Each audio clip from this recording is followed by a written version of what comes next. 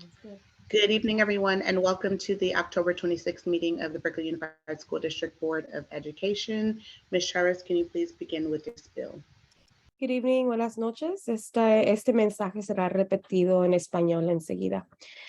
I would like to provide a brief overview of tonight's meeting. After a few procedural items, the board will hear 30 minutes of public comment.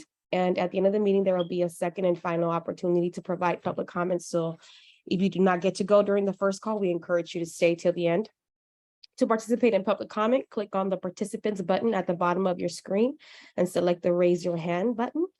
To comment by phone, you will be prompted to raise your hand by pressing *9. Remember that if you wait to raise your hand until the public comment period starts, you may have to wait until the end of the meeting to participate. So please raise your hand now. The board president will usually call on our students first. So if you are a student, make sure to write student or an S at the beginning or end of your name so that you are given priority. The board president will determine whether to set tonight's speaking time at 1, 2, or 3 minutes per speaker and on an individual basis. Also has the discretion to allow for extra time for those who need translation or have other speech needs. While you are speaking, please be mindful of the timer that will appear on your screen. If you are still speaking when your time is up, finish your sentence, but please try not to speak beyond your time. Thank you.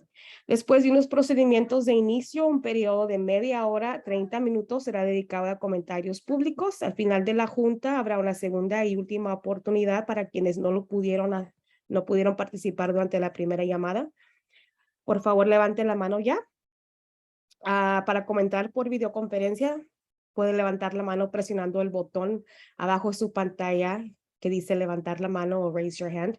Para comentar por teléfono, levante la mano presionando estrella 9. Favor de hacerlo ya que si se espera hasta que el periodo inicie, tendrá tal vez que esperarse hasta el final de la junta. Presidente Brown otorgará 1, 2 o 3 minutos por orador y tiempo adicional a quienes requieran traducción o cualquier otra adaptación especial. Aparecerá una cuenta regresiva en la pantalla que le avisará cuando haya transcurrido su tiempo. Gracias. Thank you so much for your opening spiel. As always, we will go ahead and start our meeting with the approval of the agenda for this evening's meeting. Is there a motion to approve?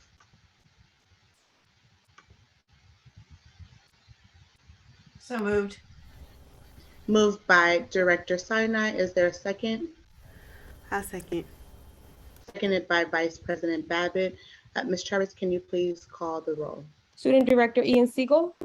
Yes. Director Anna Vasudev.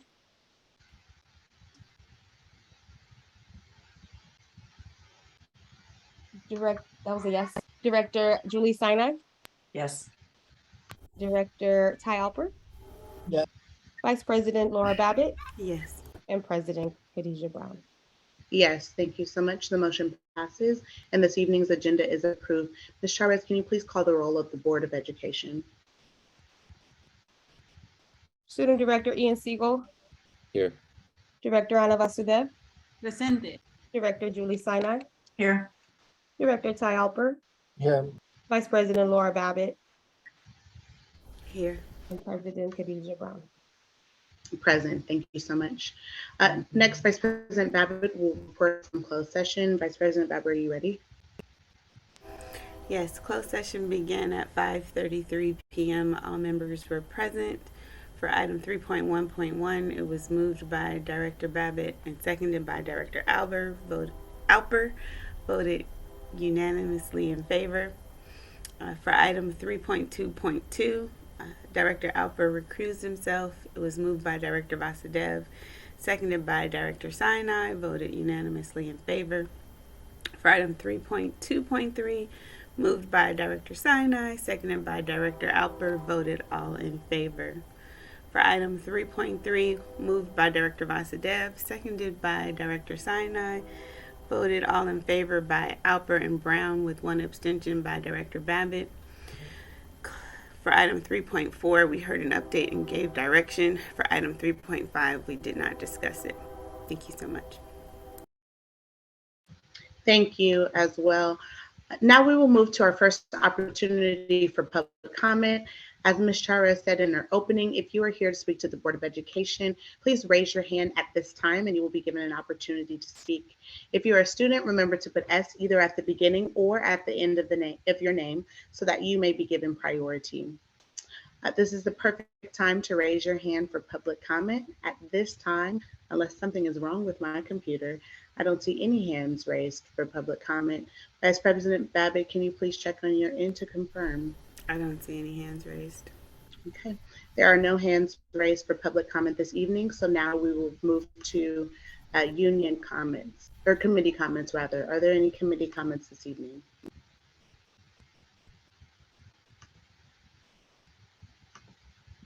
No committee comments this evening. Are there any union comments?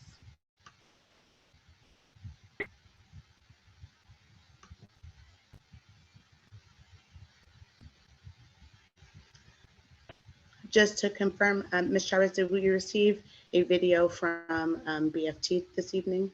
I did not, President Brown. Okay, thank you so much. No public comment, no committee comments, no union comments. I don't know if that's a good thing or a sad thing. I'm missing hearing from our community tonight, but hopefully we'll hear from folks at our next meeting. At this time, we'll go ahead and move to board member comments. Director Alper, I'm going to ask you to, I'm sorry, Student Director Siegel, I'm going to ask you to begin our union or board comment section. Thanks. I don't really have much to say. I just like to thank the Berkeley High community for keeping the mural on the C2 gallery alive over these past few weeks. Again, there's always flowers, there's always people. It's really a beautiful thing to see. Lastly, I think I'd just like to say next week is Spirit Week. So we're all going to see the Berkeley High campus come alive with students showing up with their costumes, with their outfits. And I'd just like to say that while totally this is a time to have fun and to show our pride, I really urge the Berkeley High students to check ourselves, to remember what are some good practices, some good behavioral practices, and also to remind the staff of what are some good ways to conduct yourselves with students and in your student and teacher relationships, what is the right thing to do and what is the wrong thing to do. But next week should be fun and I'm looking forward to it. Thank you. Thank you so much. Next, we will move to Director Alper. Okay, thanks, President Brown. Obviously, we're doing everything right, I guess, in the district. Nobody's here. Yes, that's what I was thinking. Yeah. So I wanted to just make two quick comments, two facilities related things. One is to let my colleagues know that we're having a facilities subcommittee meeting on November 3rd, Thursday the 3rd at 5 o'clock. And obviously this will be public and on the website, but we will, we have our, what I think might be myself and Director Sinai is maybe our last facilities subcommittee, I think so. So that's on November 3rd, and we'll report back per the discussions we've had about reporting back on subcommittees to the board. And in that spirit, I wanted to let you all know about a meeting that the superintendent, Director Calise, and I had today, a very productive meeting with the mayor, city manager, and other key city staff about the possibility of purchasing spots in the Center Street garage, which is something that we've heard public comment about and talked a little bit about for use by Berkeley High teachers and staff. This is a possibility that, as Director Calise has explained a number of times, we've been exploring with city staff. There are a number of legal, financial, and policy questions that the district and the city staff need to work through and bring for consideration to us and to the city council. But I was heartened by the productive conversation and look forward to hearing more as we move forward. And I just wanted to take a minute to appreciate Director Calise's diligence in exploring all possible ways to accomplish the district and the board's goals, while at the same time really carefully stewarding the precious bond funds that the city voters have generously provided to us, so and to the district. So I wanted to let you all know that we had a really good meeting today, and we'll be hearing more about next steps soon. Thanks. Next, we'll move to Director Sinai. Thank you. I do want to thank folks who did show up, even if they didn't do public comment. I know you're here and you're present, and I appreciate it. The only thing I really want to do is draw people's attention to the information item on the middle school assignment process. I know it's going to come back in November, but I want to appreciate the superintendent for putting it in as an information item for this agenda so that people can have kind of a sneak peek of kind of where it's going and what's happening with it and where the process of discussions are going with transportation and with our other programs. So again, thanks for doing that. And I look forward to the discussion tonight. Thank you. Thank you, Director Sinai. Director Vasudev. Yeah, not much public comment tonight. Also wanted to thank everyone who showed up to the meeting. Was pleased to hear Director Albert's comments that the conversation around the Milvia Street Garage are moving in a fruitful direction with the city. And I look forward to seeing what kind of creative solutions can come from those conversations. And I also want to thank all the members of the public that have written to us about that project. And so although I don't sit on facility subcommittee, I'm very interested in it as a transportation advocate, and so have really appreciated everyone's thoughtful letters about that project. Also just wanted to flag that we will be having a discussion at the 2x2 meeting on November 4th about Vision Zero and the implementation of Vision Zero near our schools. That's the city's strategy to eliminate all traffic fatalities. And so again, really looking forward to the implementation of Bright Streets and hearing how the city of Berkeley and schools can work more closely together on the implementation of Vision Zero near our schools. Was pleased to hear that Walk and Roll was a success. I know we talked about it a little bit at the last board meeting, but today looking at the data from our travel tallies, it sounds like 64% of our students participated in active mode of transportation or shared modes of transportation on Walk and Roll to School Day. So just wanted to thank the 11 school campuses that participated in that event. Yesterday, I just want to give a shout out and a thanks and appreciation to Alta Planning, Alameda County Safe Routes to School, City of Berkeley, and BUSD staff for taking part in the safety assessment near Cragmont. There are numerous high injury streets that intersect by Cragmont Elementary. And yesterday we did a safety assessment around the campus with planners, traffic engineers, parents. I mean, it was just great to hear multiple perspectives on what we could do creatively to create a safer community for our students who are pedestrians that get to school and for our students using active transportation to get to school. So thank you for everyone who participated in that. It was a really great experience. So thank you. And I look forward to the discussion tonight. Thank you. Vice President Babbitt, are you ready?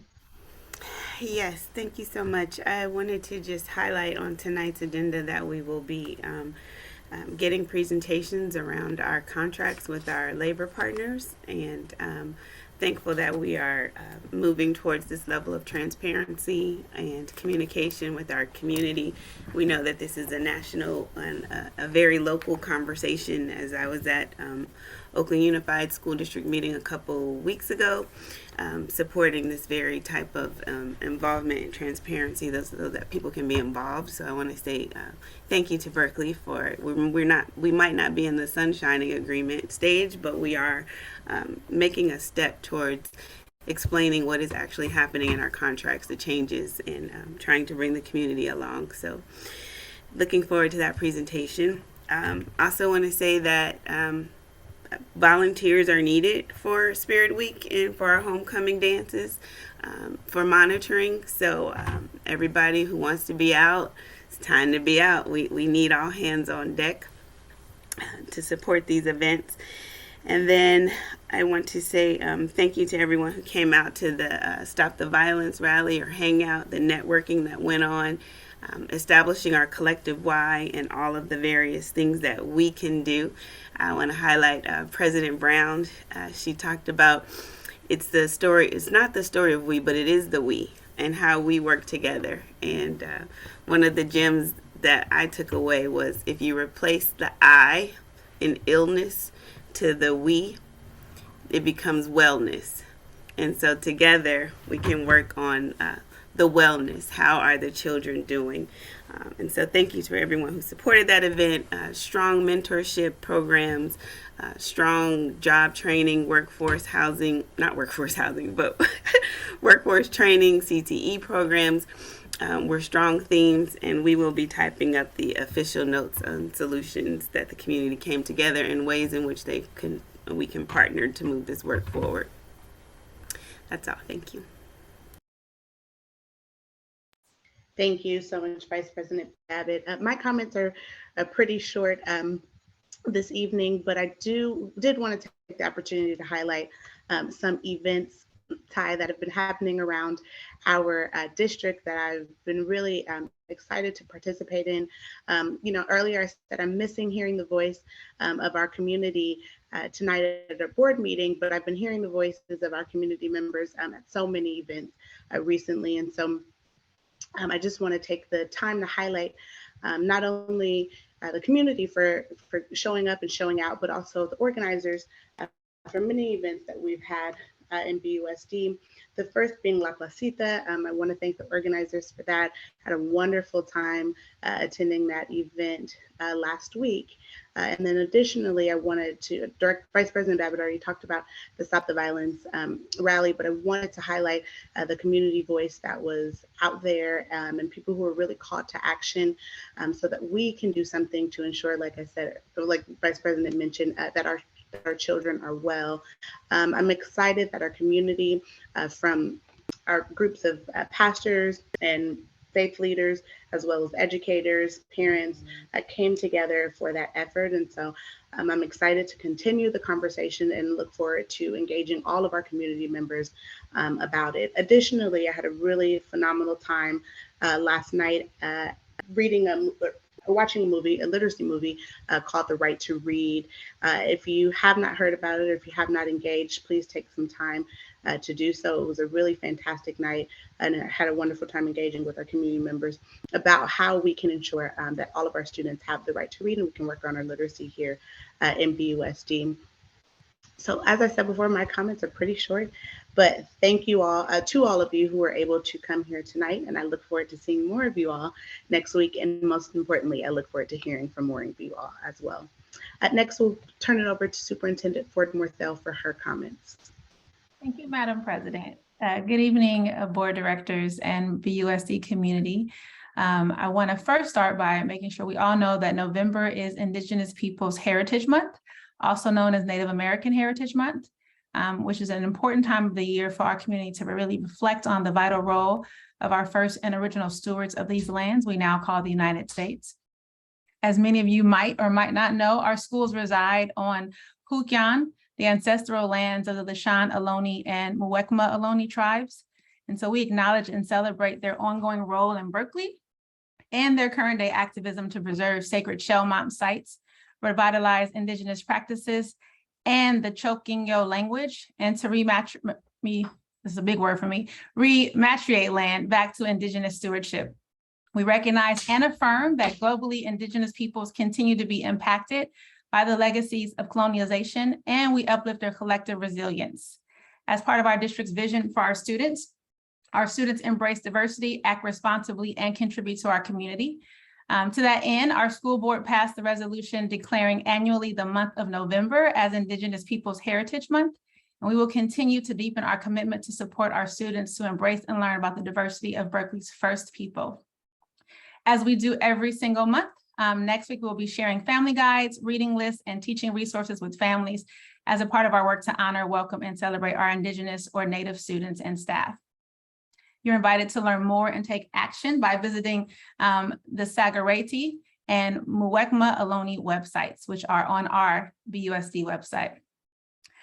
Next item is one of my favorites. Director Ian talked about costumes, and Halloween is almost here. And so one of my favorite times of the year and one of my favorite things to do is dress up and visit our school sites and see the excitement of our students arriving in their costumes. I did send out a message to the community and want to make sure that that message has been read. We really want to make sure that we create safe school environments for each and every student this Halloween. And to do this, we really must be thoughtful about our racially, ethnically and culturally based costumes, and be careful to not appropriate cultures. I encourage our families to have conversations about Halloween costumes and what's appropriate and what's not appropriate and why, and the harms of cultural appropriation. Lastly, I will share and celebrate that BUSD will be hosting 3 vaccine and bivalent booster clinics at Rosa Parks Elementary School, November 5th, 12th, and 19th. Children who are at least 5 years old and have completed the primary 2-dose COVID vaccine series, and it's been at least 2 months since that last vaccine or booster are done, are eligible for the bivalent booster. I feel like I'm saying that wrong. I'm looking at Director Vasudev for some reason. BUSD hosted a fully booked vaccine and booster clinic this past Saturday at Malcolm X Elementary School, where 225 vaccines were administered, and 223 of those were the bivalent booster. Similar to last year, schools will be providing students and staff with at-home COVID tests for returning to school after the fall break, and these tests will be distributed at our schools during the week of November 14th. That is one more comment. We just hosted a wonderful orientation for our caregivers and parents who are on our school site councils and DLACs. And that meeting had over 150 parent leaders in the audience. And I said to all of those 150 plus families, we are showing data at the next board meeting. Come one, come all. And only a few of them are here. So I'm figuring out a pattern about Berkeley. When I invite you, you don't come. So I'm just going to stop inviting you. But I am excited that this evening we are going to be showing some of our spring SBAC data. And that is the end of my comments, President. Thank you. Thank you so much for your fabulous comments, Superintendent Formoyfell. Don't stop inviting them. I promise you that they are all going to watch tomorrow on YouTube, okay? Everyone in the district is going to watch on YouTube tomorrow. So we will just wait in anticipation for that. We will now move to the consent calendar. And as Vice President Babbitt pointed out, we have some exciting things that we have on the consent calendar, including our approval for our tentative agreements with our union. So is there a motion to approve the consent calendar this evening?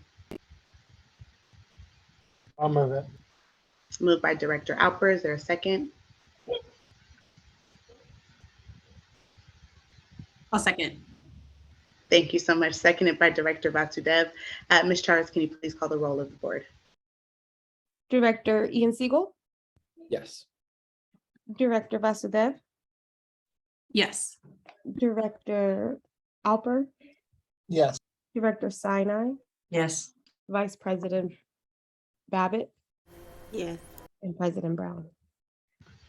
Yes. Thanks so much. The motion passes. We are going to move to our presentation for tonight, our discussion item for tonight. For tonight's board meeting, we have one discussion item as well as 4 presentations that we'll have later on during the meeting.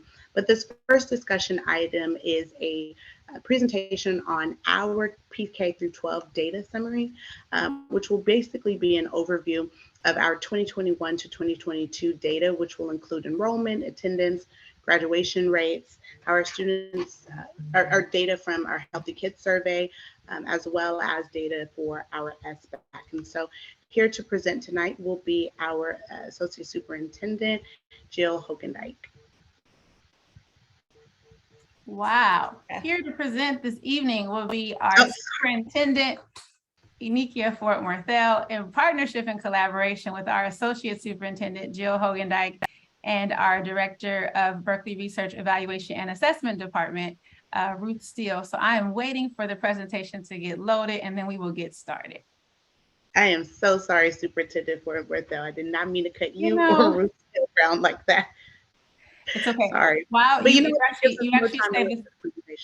you saved us some time because you actually shared some of the highlights of the components of this presentation. So that's great. As we're getting ready for our screen to load, I will also advise and perhaps warn that this is a pretty lengthy presentation. We got super excited about the data.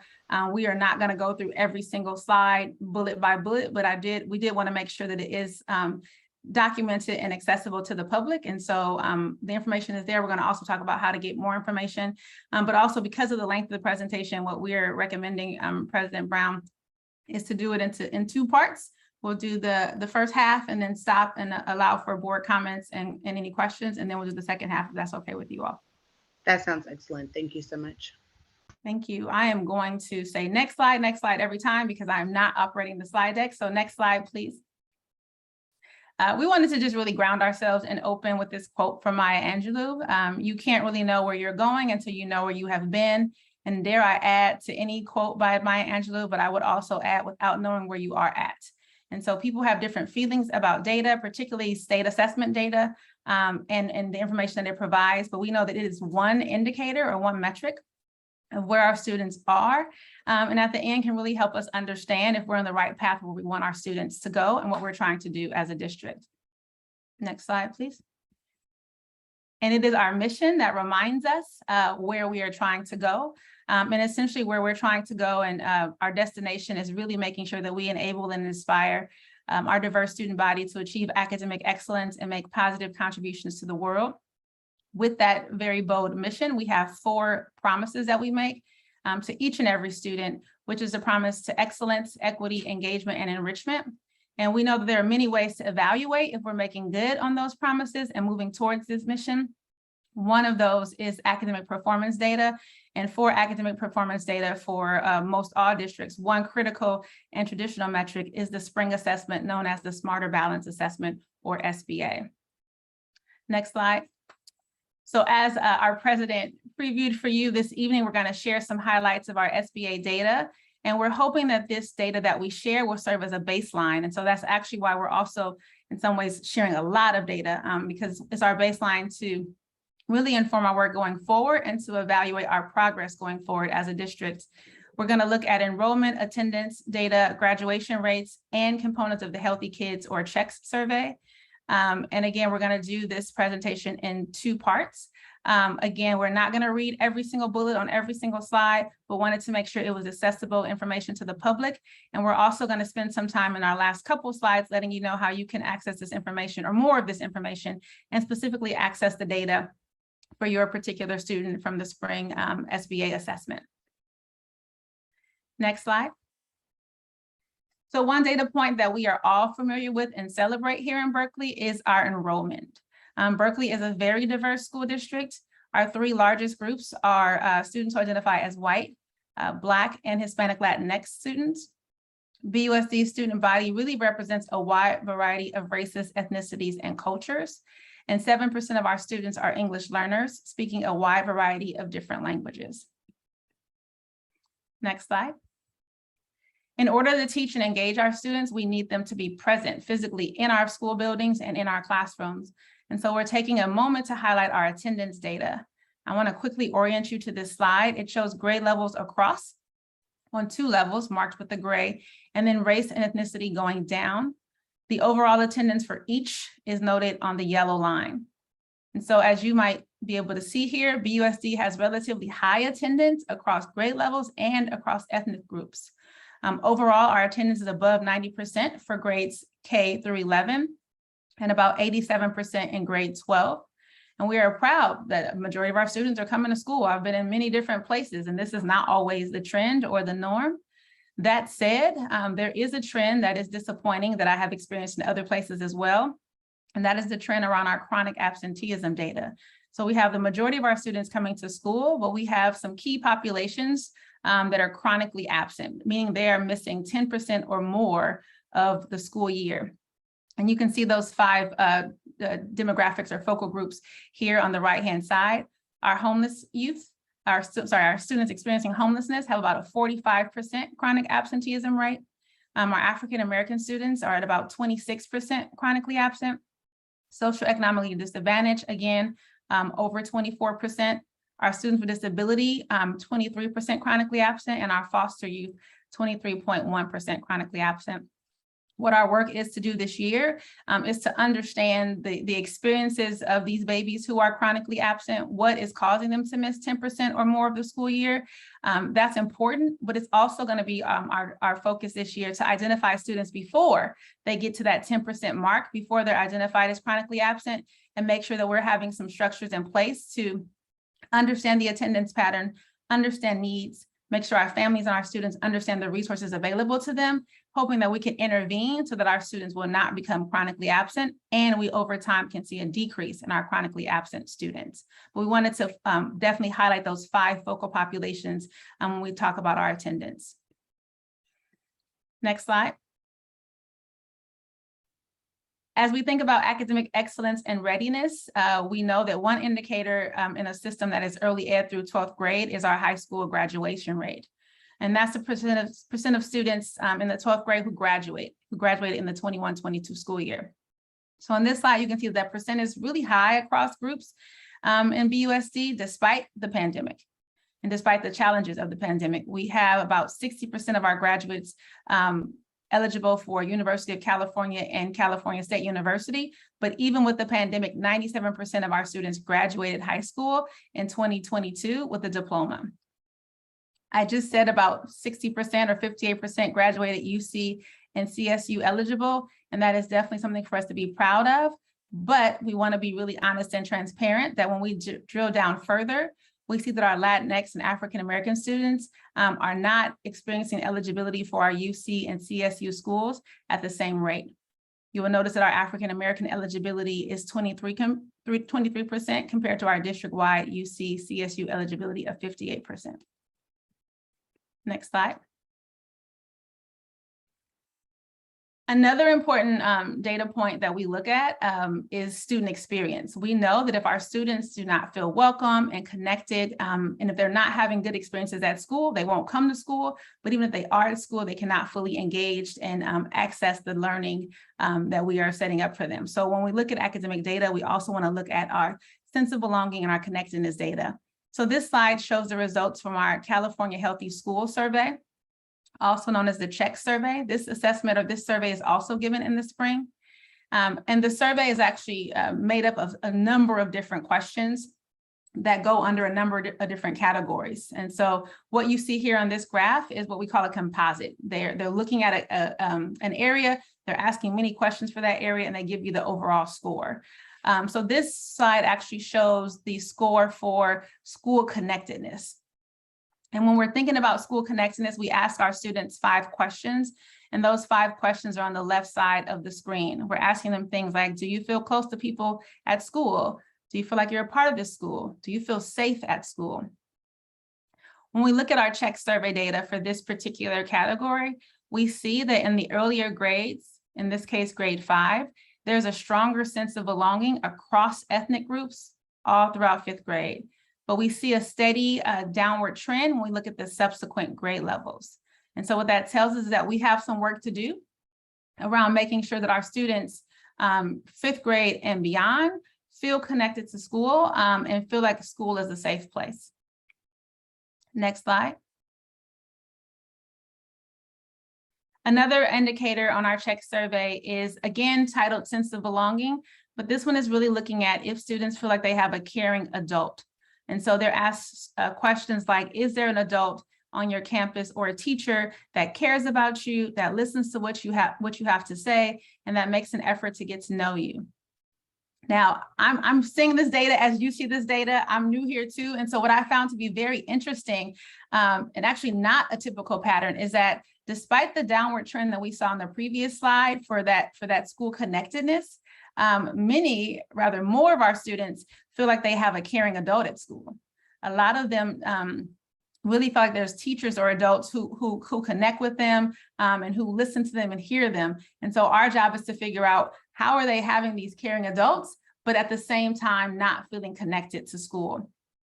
We want to look at this kind of data and really think about how do we connect it, not just at the CHECK survey during the springtime, but how do we collect it on a more regular and ongoing basis?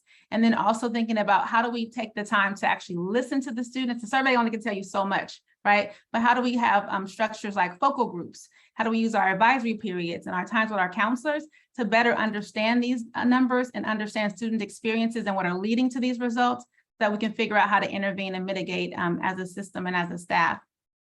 We're currently having our OFE, Office of Family Engagement staff, our counselors and our support teachers working with us, with our sites and with our students to really understand these challenges that are in this case, non-academic, because we know that we want our students to belong and feel connected to school for so many reasons, one of which we know that they cannot engage in the rigorous learning that we're providing if they are not connected. The next component of this presentation is going to actually now focus on the academic performance data from the spring Smarter Balance Assessment. And before starting to talk about that data point, or those data points, sorry, I'm going to pass it over to Ruth Steele to give an overview of the SBA, some important information to understand the SBA assessment and to understand the results. Ruth? Thank you, Superintendent, and good evening. So next slide, please. Okay, so this is the first time since the fall of 2019 that we've been able to share comprehensive state data because the SBA administration was halted for those 2 years of the pandemic. It was optional during the 2021 school year, and we had a handful of students participate in 11th grade. But now this last year, the majority of students in grades 3 through 8 and 11 have taken both the ELA and the math assessments. And the data we're using tonight will allow us to look at some historical trends, and we can compare past participation, and we can use this as a baseline moving forward to set some goals around both math and ELA. This year, the data was released publicly by the state just recently, and in alignment with that release, we've also given parents information about how they can access their students' scores through Infinite Campus. So we've made sure that parents are able to look at their children's own results as well as hearing from schools and obviously us about the overall patterns and trends. Next slide, please. And next one. Thank you. So the expectation from the state is that all school districts achieve a 95% participation rate on both math and the English language arts assessments. This is to ensure that the majority of students are taking the assessment and that you can compare data from year to year with approximately similar sized groups. For most of our students, all of our students, in fact, in grades 3 through 5, this was the first time they'd ever taken the SBA assessments, and you can see that their completion rates are really high. Most all of our cohorts met that 95% rate, with the exception of some of the 3rd graders and then the 11th graders. So we are reporting tonight on those 4 grades primarily because that's consistent with the way that our LCAP data is organized. So while we do have 7 different grade levels that take these assessments, we're primarily reporting out on those 4 grades for that reason. Next slide, please. Okay, so this breaks out the completion rate or the participation rate by race or ethnicity rather than grade level. And there are significant variances in completion across these student subgroups, as you can see on the slide. I think it's also important to note that the sizes of each subgroup do affect the overall participation rate differently. And what you'll notice is that only one of our subgroups actually met that 95% participation rate this last year compared to 4 of our subgroups back in 2018. However, what's interesting to note is that there are actually slight increases in the participation rate from 2019 to 22. So while the data looks a little lower across the board in terms of participation rate, it is trending back up in the right direction, which is really encouraging. Next slide, please. So this chart shows the completion rates by program rather than race or ethnicity, and each of these subgroups had an SBA completion rate below the 95%, which is required by the state. That's similar to patterns on the previous slide, but you'll notice that none of these subgroups met the 95% participation rate prior to the pandemic. And post-pandemic, again, there are slight increases, which is encouraging, and we need to continue that trend so that we can get up to that 95% participation rate for each of our subgroups. Next slide, please. So this slide shows the participation rates for math. The last 3 were for English language arts, and you'll see similar trends. The trends across each grade level are similar. You'll notice that that green bar drops, and that's the 11th graders at the high school. You'll see for math that those completion rates are actually slightly lower than the English language arts assessment. And when you compare the completion rates for all 3 of those administrations, you can see that it is a little bit lower across the board than the ELA, and that's consistent with state and county patterns as well, but it's definitely something to look at for Berkeley Unified. Next slide, please. So again, this is math completion rate by race and ethnicity, and you'll see similar patterns and trends to the previous slides that were for ELA. The participation rates for math are lowest for our Black or African American students, which is consistent with the trends for ELA. None of our subgroups by race or ethnicity met those 95% threshold requirements in 21-22, with the exception of our Asian subgroup. And again, while there are the data points are trending in the right direction, we have a little bit of work to do to ensure that all of our subgroups are represented at that 95% rate. Next slide, please. And this one also shows our subgroups, our English language learners, our special education students, and other subgroups for math. And the patterns look the same again on this slide. Again, we're seeing that same slight upward trend or slightly flat trend across the time from 2019 to 22, which shows us that we don't have all of our students participating, and it would be really nice to ensure that we have every student represented in these data sets so we can truly compare where we're at with our students. Next slide, please. Okay, this and one more. So that first section was a comparison of participation rates, which is important to ensure that we have students taking these tests. This next section is about the actual performance of students on the test itself. So I'm just going to explain the color bands on the upcoming slides, and then I will be passing back to Superintendent Ford Morthell. So our students are assessed in both English language arts and math. There are 3 components or 4 components to the ELA test, which are reading, writing, listening, and research and inquiry.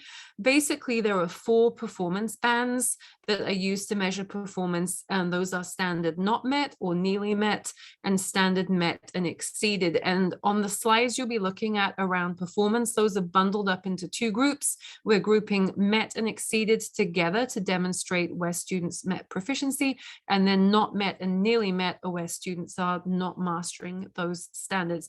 And what that essentially means is on the test, each of these standards is assessed, and if students are able to accurately answer those questions as they match up to each standard, then students are deemed to be proficient in those standards, and they either fall into that standard met or that standard exceeded category. And what you'll notice as we go through these slides is that the bars, you'll see a blue and green bar, and then a red and yellow bar, and the blue and green bar are the students that are proficient. The red and yellow bar shows students that are below that level. So with that, I'm going to pass it back to the superintendent. Thank you so much. Thank you, Ruth. Next slide. So we're going to explore this data in a number of different levels, but we're going to start very high up and just look at our ELA, our English Language Arts SBA results.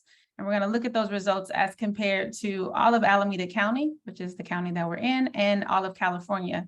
And so a bright spot that we want to start off with is sharing that Berkeley students scored 10 percentage points higher in ELA than Alameda County and 20 percentage points higher than our students statewide.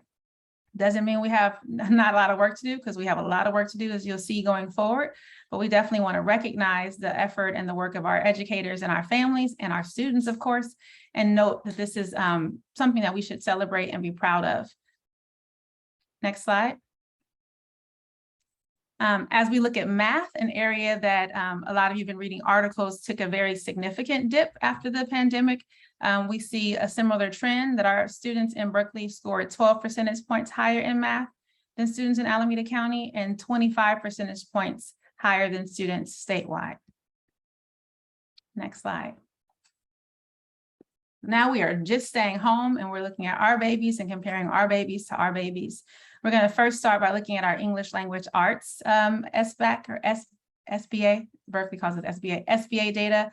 And as I show you this data, I want to note that we are going to both show you year-to-year data, which is typically how SBA data is reported out. And what that means is we're reporting grade students, for example, who were in 3rd grade one year to students who are in third grade another year. So in some ways, you're comparing apples and oranges. We're also going to, though, show some matched cohort data. And matched cohort data is when you compare the same group of students year after year after year. Next slide.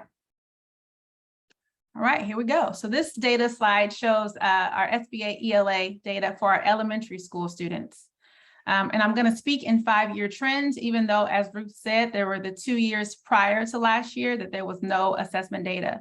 And so as a result of that, the way that you see this data outlined on this slide is 2017, 2018, 2018, 2019, both have bars, and then there's blank space for the 2019, 2020, and 2020, 2021 school years. And then there we are again in 21, 22 that we're hoping again to establish as our baseline.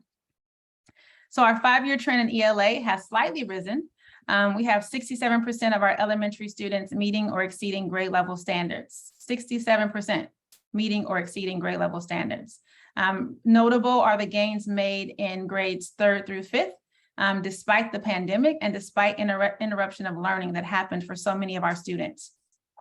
Again, not satisfied, but definitely want to pause and celebrate that despite 2 years of not being assessed in formal ways and a lot of disruption and interruption of formal learning, our babies maintained their average in terms of percent meeting or exceeding standards. We had a number of strategies during last year, learning loss strategies. I do not like that term, learning loss, but definitely addressing lost learning.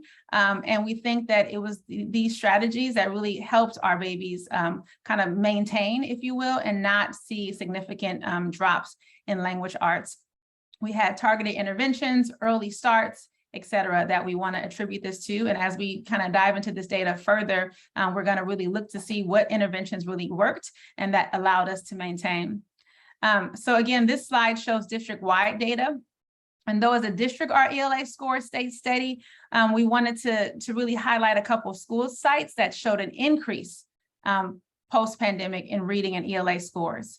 For example, Oxford Elementary had 67% of its students tested meet and exceed standards. And that was a 6% increase for Oxford. So we stayed steady as a district. Oxford showed gains. Similarly, Rosa Parks showed a 6% increase from 2019 to 2022, with 7% of, not 7, that's the wrong number, 73% of their 5th graders meeting or exceeding standards. Sylvia Mendez saw an over 11% increase in their ELA scores last year. And so we wanted to just name that we are looking at schools, even though we're highlighting district-wide data for this presentation, we are really drilling down and looking at our school site and our grade level data to identify some promising practices from which we want to learn and we want to study and share. Next slide. Now, when we look at our secondary ELA data, and when we say secondary, we're talking about our students in grades 6 through 12, so middle and high school. We see a slight decline overall. And I say slight because we went from 67% meeting or exceeding standards in ELA to 65%. We did, though, see a significant drop in our ELA results for our 11th grade students. There were some slight gains as well in 7th grade at 3%, but again, that's a slight gain, and overall there was a slight decline. When we're looking at our ELA data across our secondary sites, we note that Longfellow Middle School improved their ELA scores by over 8%. And so while the district saw that slight decline, we saw Longfellow Elementary School doing some things that actually led to an increase for their students. And so again, we're looking very closely at the Longfellow Learning Recovery Plan and really trying to figure out what were those strategies or practices that led to those gains after the pandemic. Next slide. Now, the trend for most of our focal groups, our African American, our Latinx, our English language learners, and our students who have IEPs, those held steady as well. And for some of those focal groups, there was an upward trend or a slight increase. Still, I will say that this slide really highlights a trend that has become too predictable and consistent for BUSD and for districts across the state. And that is really, it calls out our need to better understand and address the variance between our African American students and our Latinx students and our other student groups. And so if you look at this data, you'll see that compared to our district average of 67% in ELA, and despite some learning loss interventions, focusing on these two groups in particular, our African Americans and our Latinx students, only 30% of our African American students met or exceeded grade level standards in ELA. And then the gap between our Latinx students and the district overall was not as dramatic, but it was definitely concerning. And so though we're definitely celebrating that we were able to hold steady after 2 really rough years, we do want to name and note that we have 2 focal populations per this data that need our attention. Next slide. And we still drilling. So as we drill down even further and look at our data across our programs, that means programs are inclusive of SED, which is socioeconomically disadvantaged, our English learners, and our students who have IEPs or in special education. We see a continuation of that trend. There's a significant difference between how students in these groups are performing and the rest of our overall BUSD population. When we drill down even further and look specifically at our English learners, we will see that our Spanish-speaking English learners took had significant drops in their ELA data, over 30 percentage points for that particular subgroup within a subgroup. And so again, as we call out our bright spots and we're looking for practices that are promising, we're also trying to understand why and how certain subgroups are not able to access the rigorous learning that we're providing for them, and what our interventions and what our support and what our strategies need to be to make sure that they are at least on par with the district average. Next slide. Y'all breathe in, deep breath. Okay, so now we're gonna very quickly just look at our matched cohort data. Again, matched cohort is comparing the same group of students across years. There's actually a lot that you can learn when you look at matched cohort data. It really speaks to instruction. It really helps us see coherence and identify gaps so we can address with particular grade levels. And so it's nice to be able to track students over time. This particular slide is showing our 8th graders, our current 8th graders. And it's only showing those 8th graders who have taken the SBA assessment for 3 years in a row. That means if a student just joined our school district last year and took the SBA, they're not going to be represented here. And so this cohort is comprised of 478 students. And the data shows each year, the students have actually been able to increase the percent of them actually meeting standards. And so that's a bright spot. And that's something we want to understand and study, that we have not only increased the students in this group that are meeting and exceeding standards, but we've also decreased those who are not meeting standards. Next slide. Similarly, we're looking at our 9th graders. This is our matched cohort of our current 9th graders. We can see that for our 9th graders across the last 5 years, they've stayed relatively stable. There was some positive growth in 21-22. But essentially, there's a lot of stabilization, but we've moved a lot of our babies, 7% of them, out of not meeting standards for this particular cohort of students. And then finally, we're looking at our current 12th graders, our current seniors. There are 429 of our high school seniors who took the ELA over the past 3 years. Their results actually show a decrease, a gradual decrease over the years. And what we see as we look at this is that not only is there a decrease in our students who are meeting and exceeding standards, but there's an increase in our students who are not meeting standards, a different trend than the previous 2 grade cohorts that we shared. Next slide. A lot of our time has been spent over the last couple months, once the data was available, looking at this data and analyze this data, not just as a central team, but in collaboration with our site leaders. And they've been doing the same thing with their educators and teachers on the site. And we're really trying to understand what the data is telling us. And at the same time, we're trying to figure out what our next steps are, and actually have implemented a number of next steps to improve and increase the data points that we need to focus on for the population that we need to focus on as well. And so this slide kind of highlights a little bit of what's next And what's next is a little bit misleading because a lot of this we're already doing now. We have really focused as a district on tier 1, and that's the first teach, along with clarifying our tier 2 supports. We want to make sure that every student goes into their classroom and the first time they access information or content, it is a quality first teach and more of them access it than not. We also want to make sure that for those babies that for whatever reason are not able to access that content, there's some supports in place, and those supports we call tier 2 or intervention supports. We're also working really hard in our language arts focus to increase our alignment and our coherence. We want to make sure, and our teachers have been having common professional development in language arts. All of our educators in our elementary and middle schools are actually doing a book study around shifting the balance, which really focuses on the science of reading. We're aligning our coaching and our professional development so that all of our teachers across all of our sites are getting the same feedback, getting the same framework, and have the same foci. We're structuring our data talk and progress monitoring, and we're excited to report that we now have ways to see our data in real time, and our educators are able to access data more quickly and more easily to understand it and then decide on instructional next steps. We're also doing goal setting as a district at the school site level and even at the classroom level. And our teachers have already started looking at that data that I showed you a few minutes ago, identifying which students need extra support and creating focal student groups, as well as creating some really targeted intervention. And we're able to now track that intervention to see if it's actually having the impact that we want it to have. Finally, we're in the process of inventorying our school libraries and our school textbooks. We are starting to do some cycles of observation and feedback, going into classroom, looking at practice and offering teachers some feedback so that they can then improve their practice and ultimately improve the experience and outcome of our students.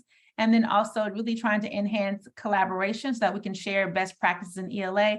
Remember, I talked about some of our bright spots in grade levels and school sites. So that was a mouthful, and that was about 20 slides. So I'm going to stop now and ask if our board directors have any questions or comments specific to the data information that's been shared up until this point. Yes, I think there are a couple of questions from the board. So we'll head over to Student Director Siegel and then Director Alper and then myself. Thanks, President Brown. One thing was just to clarify what the % of chronic absenteeism meant, whether it was either the population of that specific subgroup or if it was the percentage of all chronic absenteeism.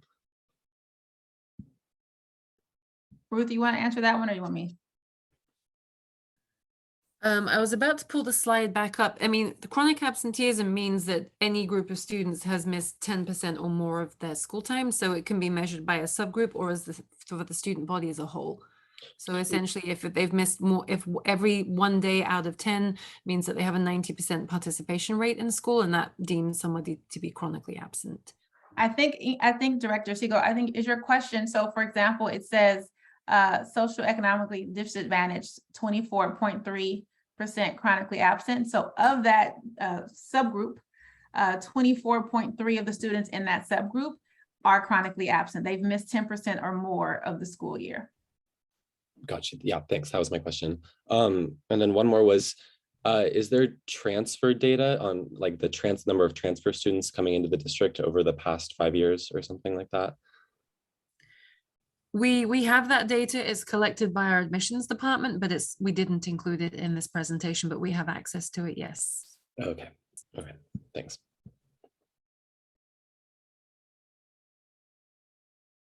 Director Alper. Thanks. Do we want to unshare the screen so we can see each other? I mean, maybe. No. There we are. Everybody. I had a question about.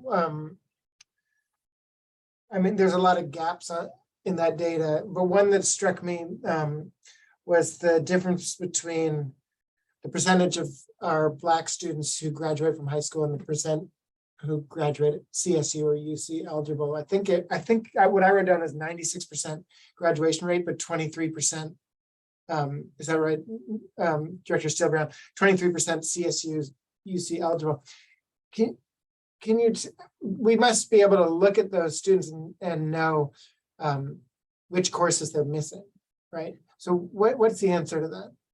Yeah, it's actually really interesting, and we've been looking at that data with the high school team. It's actually the English classes that are the biggest gatekeeper to meeting that UC-CSU requirement, because students are required to take 4 years of English and pass each year with a C or better. That's actually the largest percentage of not meeting eligibility is because of those English classes. The second factor is math. So we have broken that down both by content area and by different subgroups to look at those patterns and trends. And that's something we're working on with the high school.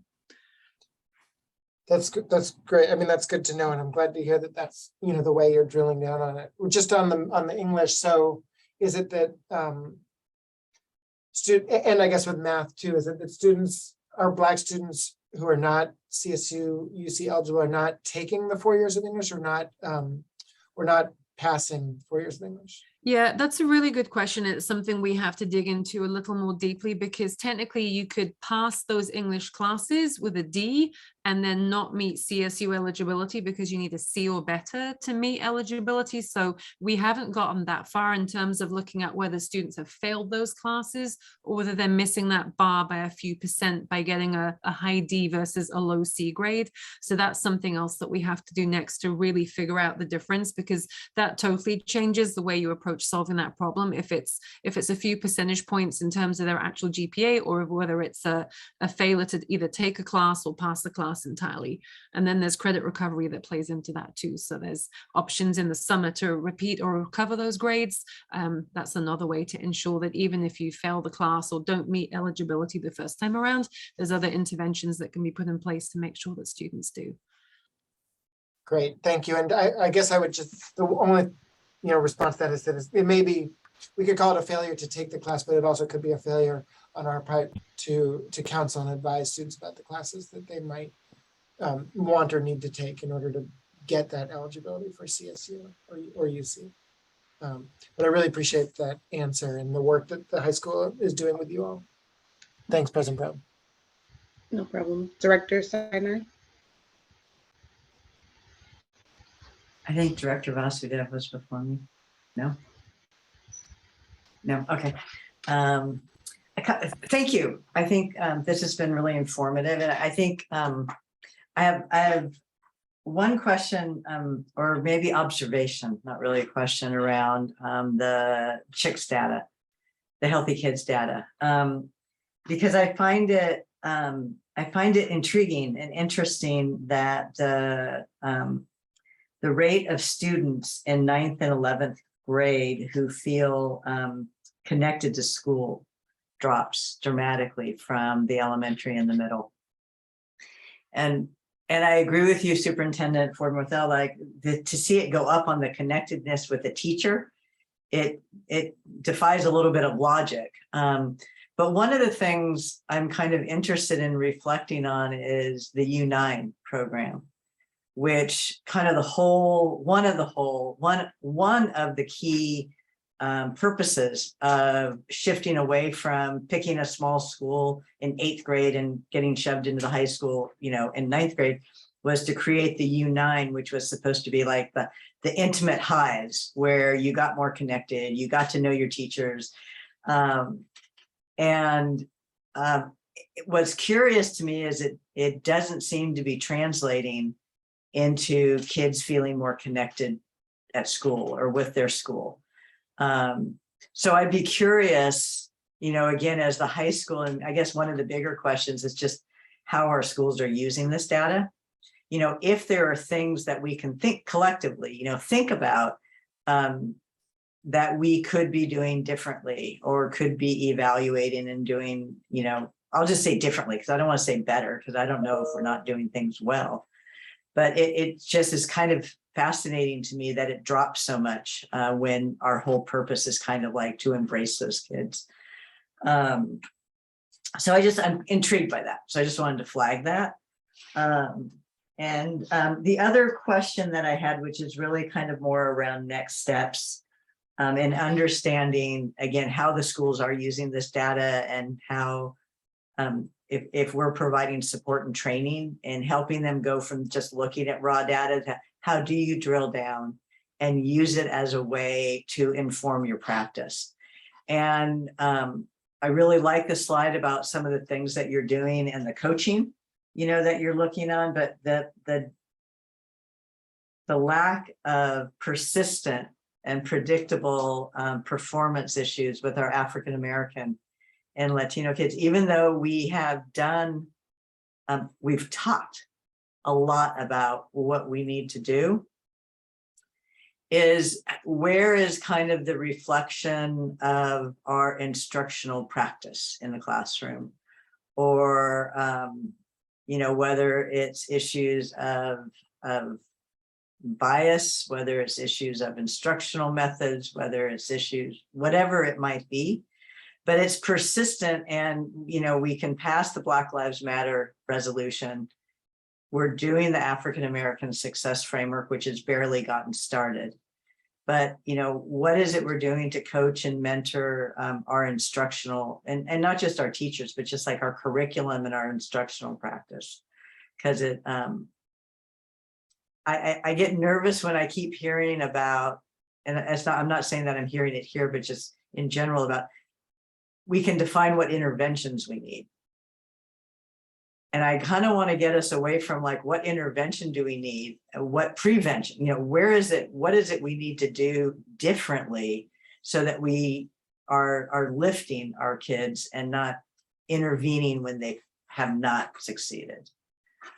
So just curious in the sense of how we'll train our schools to use our data to look at it kind of from that perspective. Thank you for all this work.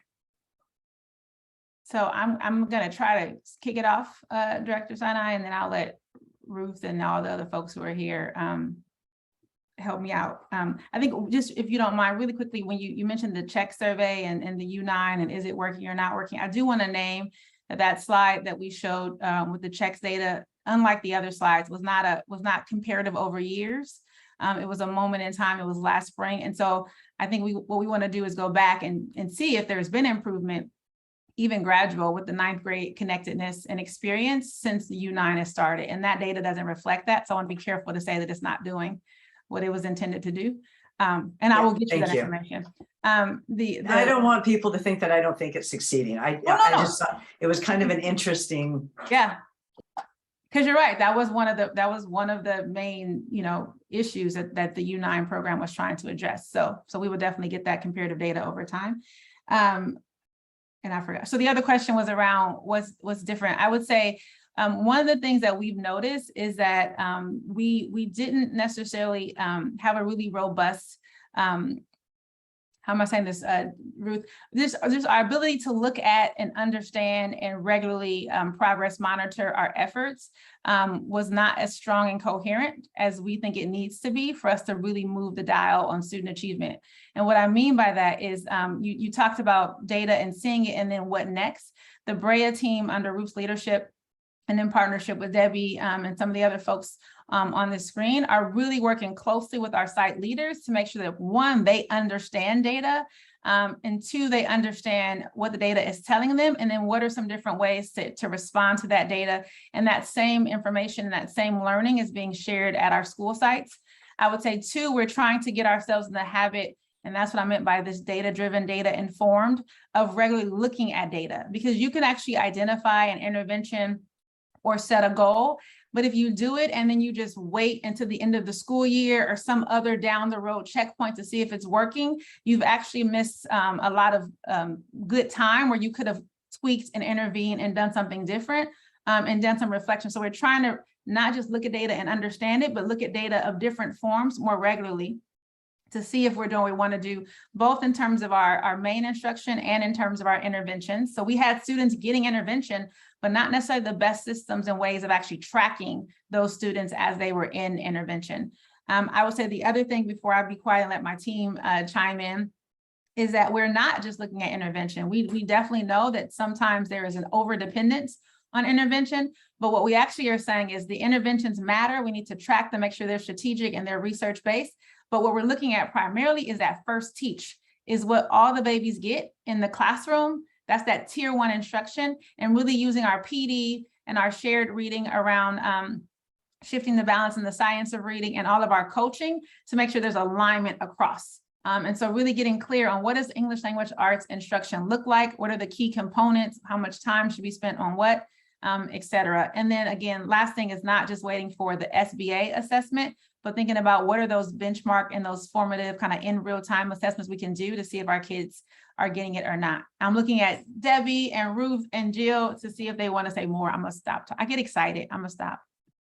So I'll jump in for a couple of minutes and then I'm going to turn it over to, I could turn it over to Ruth or Rose or whoever else wants to jump in. But I think that one of the shifts that we're really making this year is not just that our teachers are doing the study with shifting the balance and looking at how to do that initial tier 1 instruction, as much as our principals are also spending a lot of time with looking, it's not just looking at data, but it's looking at the students who are not succeeding. How are we looking at our tier 1 instruction? Then what interventions are we providing for students and looping back on a regular basis to see, are we showing progress? If we're not showing progress, what do we need to think about and do differently? So I would say that a shift that I'm seeing is the time that we're spending with our principals, with the data in relation to instruction, in relation to student achievement.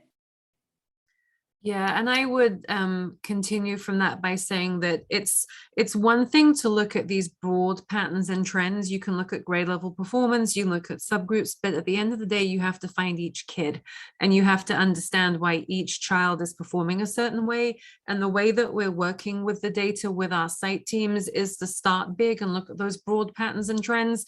And then where we see those areas of underperformance, encouraging site teams to really identify who are those children, who are these kids, what are their names, what are their stories, why are they not able to perform? Is it attendance? Is it instructional quality? Is it access to curriculum? Is it other factors? So really trying to ensure that you can change that trajectory for kids by understanding exactly who they are and what they need. And just to comment on the California Healthy Kids data, one of the things that you can do with this data, because the way the questions are written, especially for high school, is we're asking kids to generalize, because in high school they have 6 teachers and the questions say things like, do the adults listen to you when you have something to say? Well, 1 teacher might, 3 teachers might not. So there are ways to break that data down and ask kids the questions differently so you can really understand the differences. And that's why sometimes you see those patterns. They may not feel connected to school, but they may feel connected to an adult. It might just be their coach or the campus supervisor or their English teacher. So there are some ways to really take that data and see with real specificity what those underlying factors are. But it's an interesting data set for sure. I also think one of the things that we think about with the data is that there's a way that, yes, we do look at the places where the kids are lacking. But one thing that I really do a lot of encouragement with our principals, and when I'm at the schools and talking about students, like I was just recently at a school and they do, I call it a spotlight. I'm sure, I think they call it something different, but they bring their teacher in and they go through the data on each one of their students and they make sure that they have a plan for success for students.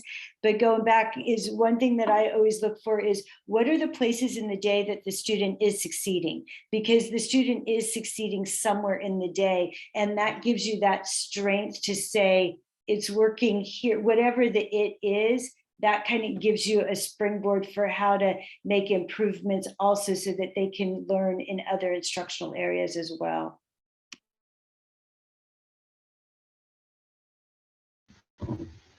Director Vasudev, I know that you are next. A few of my questions are connected to this part of the conversation, so I didn't know if yours were as well, if we needed to go ahead and shift or. No, you can go ahead, President Brown. Okay, thank you. I'm sorry, but I'm incredibly disturbed and upset by our data, and I'm not saying that we're trying to make light of it.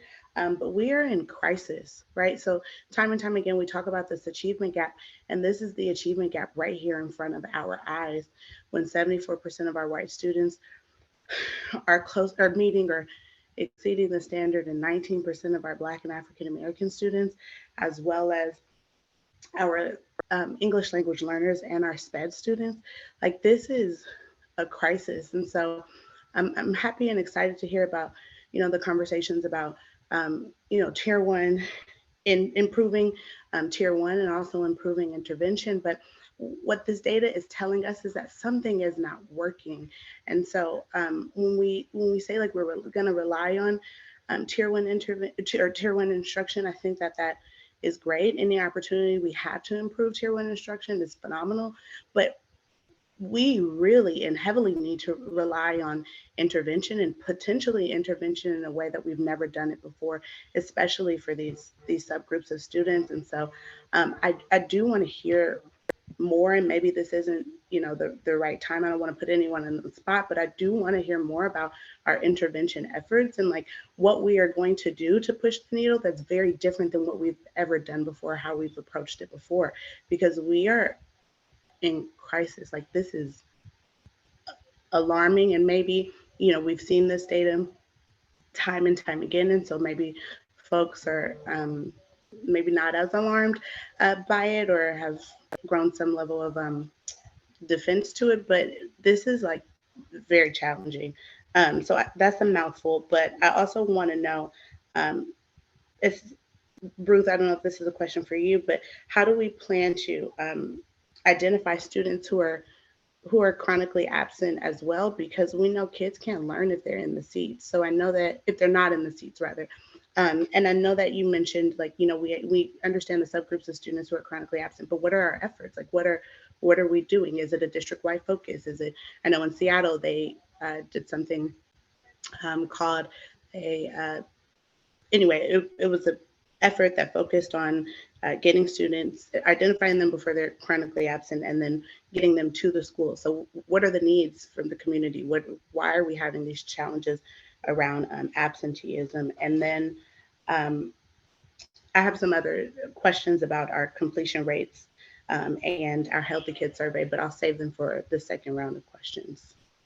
Well, I can answer a small part of that question. I think one of the data sets that hasn't previously been collected in Berkeley is the interventions we provide for students. So as we transitioned from Illuminate to Infinite Campus last year, and Brea started to try and look at those patterns of performance, one thing we noticed was that we weren't recording interventions in Infinite Campus, so there was no way for us to compare the types of interventions students were receiving with their academic performance. And what we've been working on from the end of last year to now is establishing systems at the school sites where those interventions are being recorded and tracked and will be uploaded into Infinite Campus. And we're in the process of building a data dashboard that's going to allow us to actually look at those interventions against student performance to see whether they're working or not working, because that's the critical part of the puzzle that we haven't been able to look at in the past.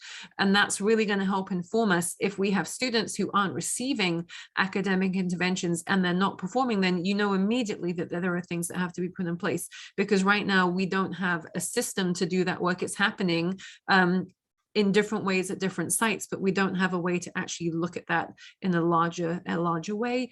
So that's part of the work that we've been doing. And the second question you were asking was? It was about chronic. It may be for Superintendent for Marthel, Yeah. but the second question was around chronic absenteeism. Oh, that's right. And how what are best practices to work on that? Yeah, so one of the things I said earlier, Madam President, is kind of what you just referenced the other district doing, is identifying the students before they're chronically absent.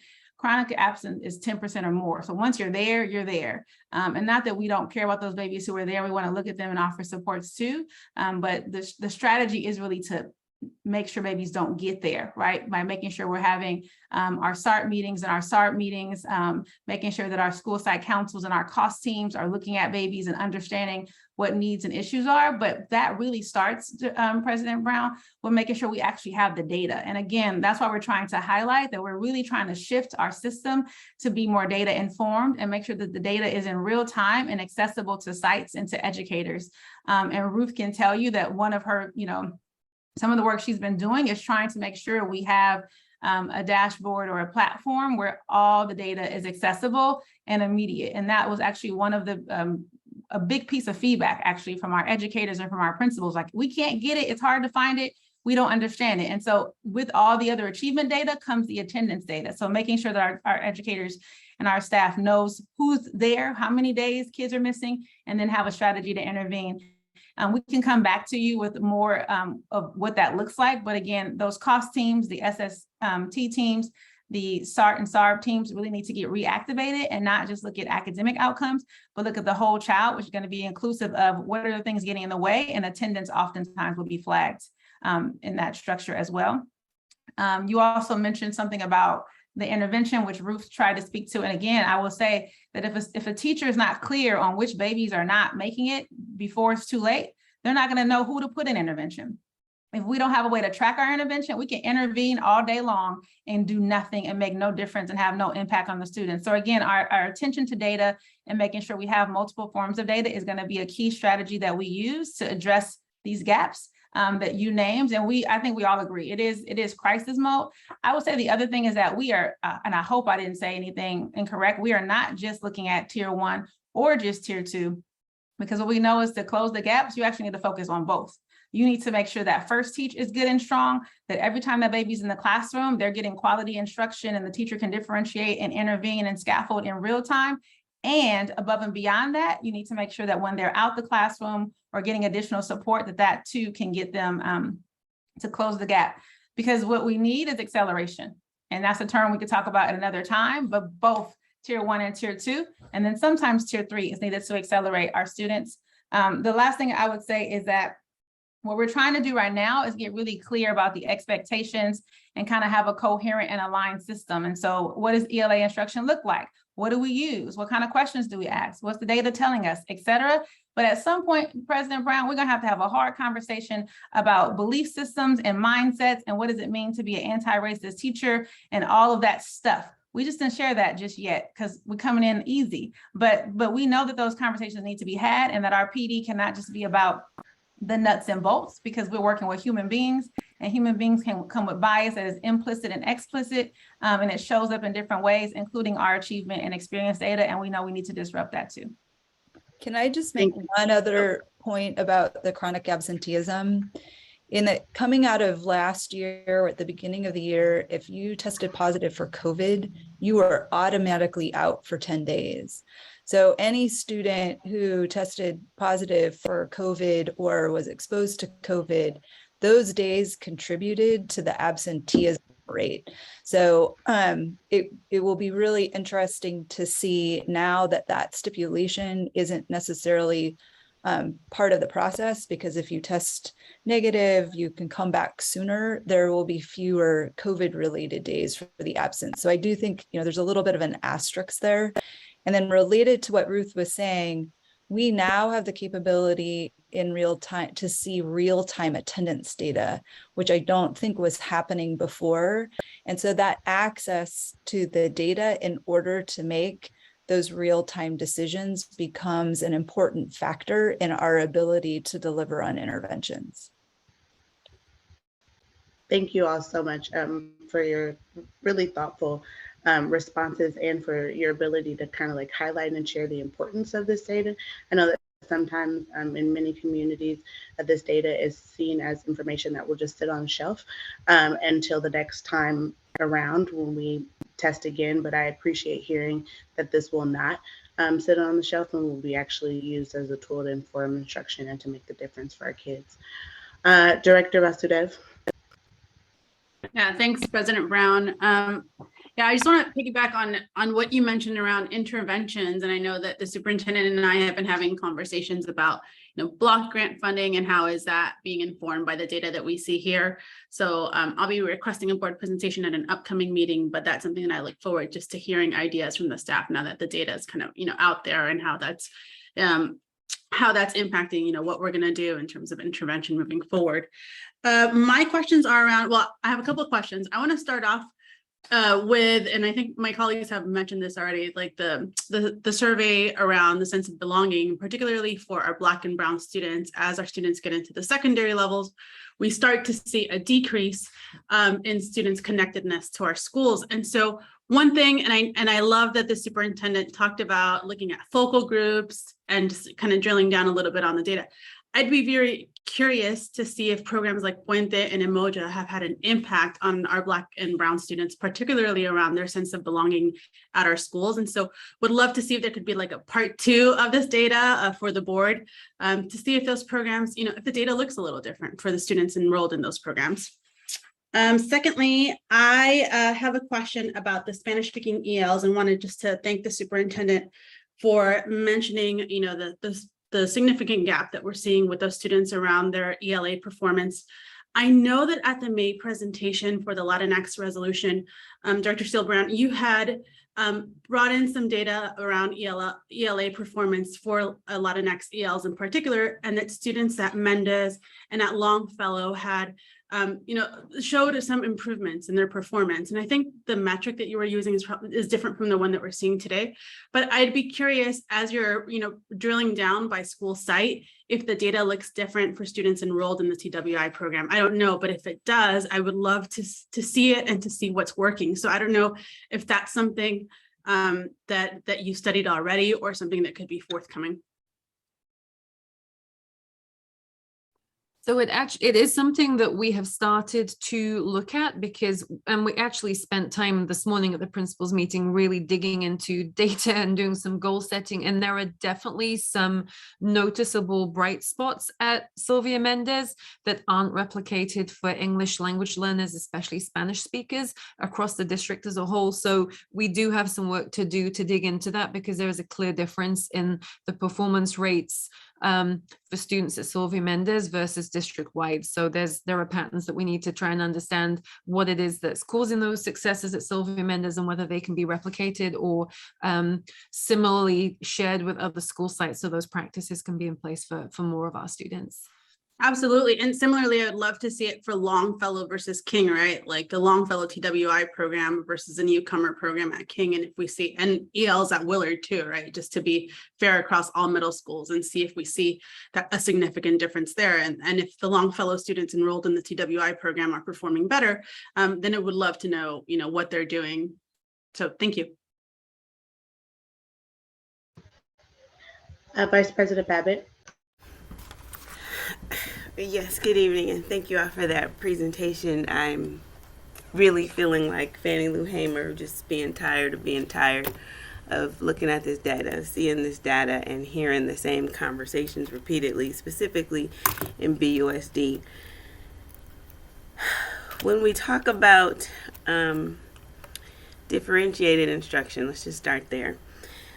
How are we learning a student's preferred learning modality and not waiting for the next year's teacher to figure that out too? Like, how are we starting to just assess, if I've had this kid kindergarten or first grade, how is that information passed to the third grade teacher so that they don't have to figure out their specific learning modality, wait for this data to then try and pivot data which we know we can't even actually produce well, but that's another question.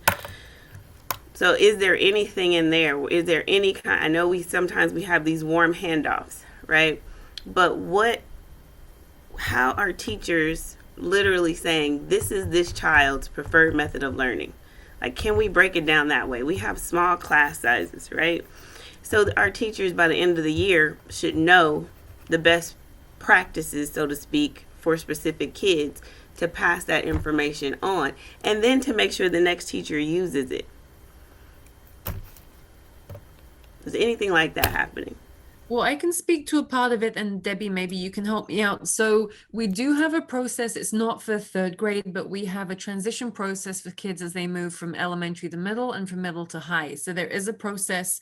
They're called the blue cards. I'm not quite sure why, but they live in Illuminate, and teachers fill them out with exactly that type of information, and they're shared with the next school. So as students leave fifth grade and move to sixth grade, and as they leave eighth grade and move into ninth, we do have a system for that.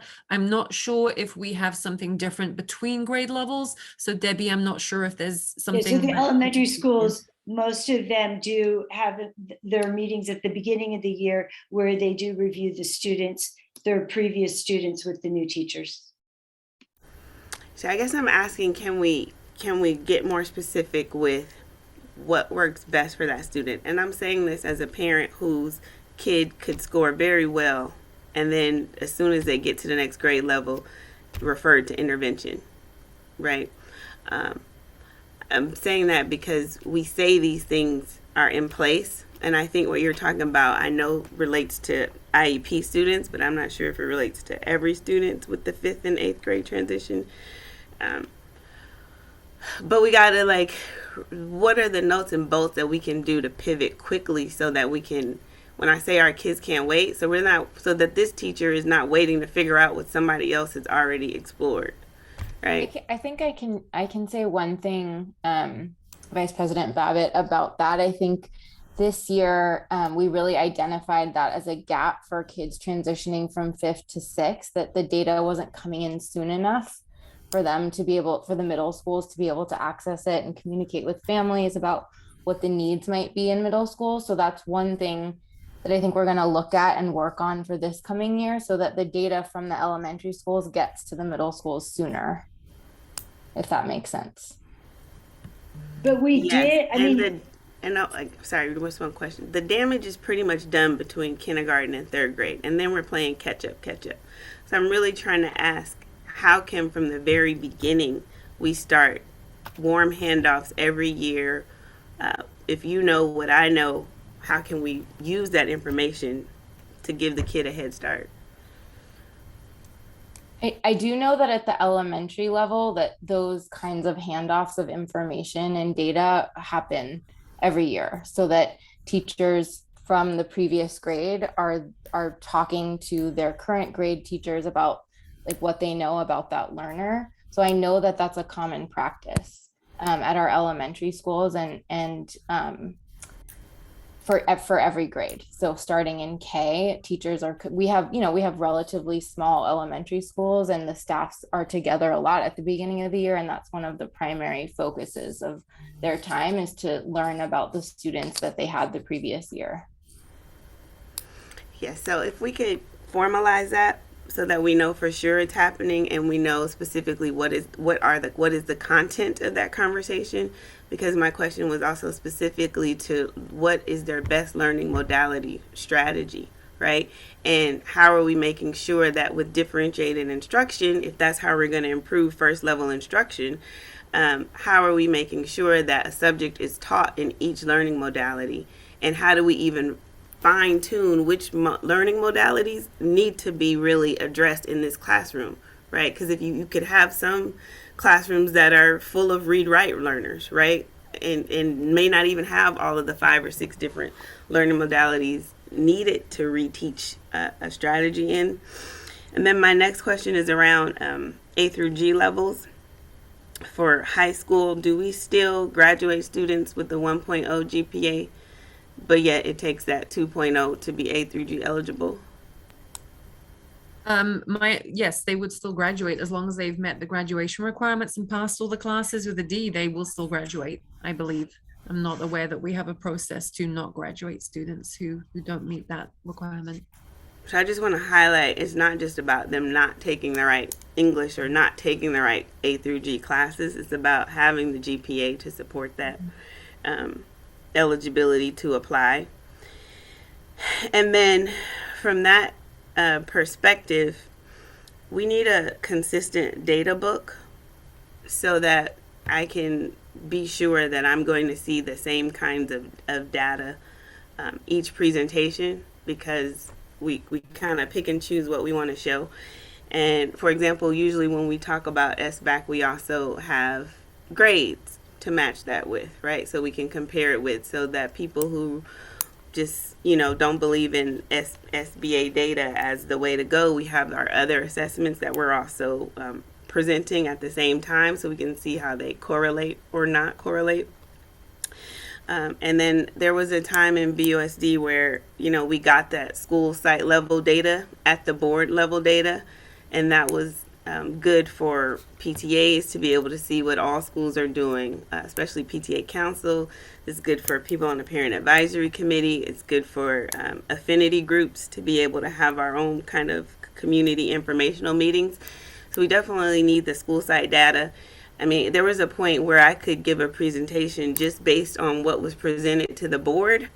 I could give a presentation to parents on what's happening in each small school at Berkeley High School and why we think you should or should not pick this particular small school or not, what to expect if you do.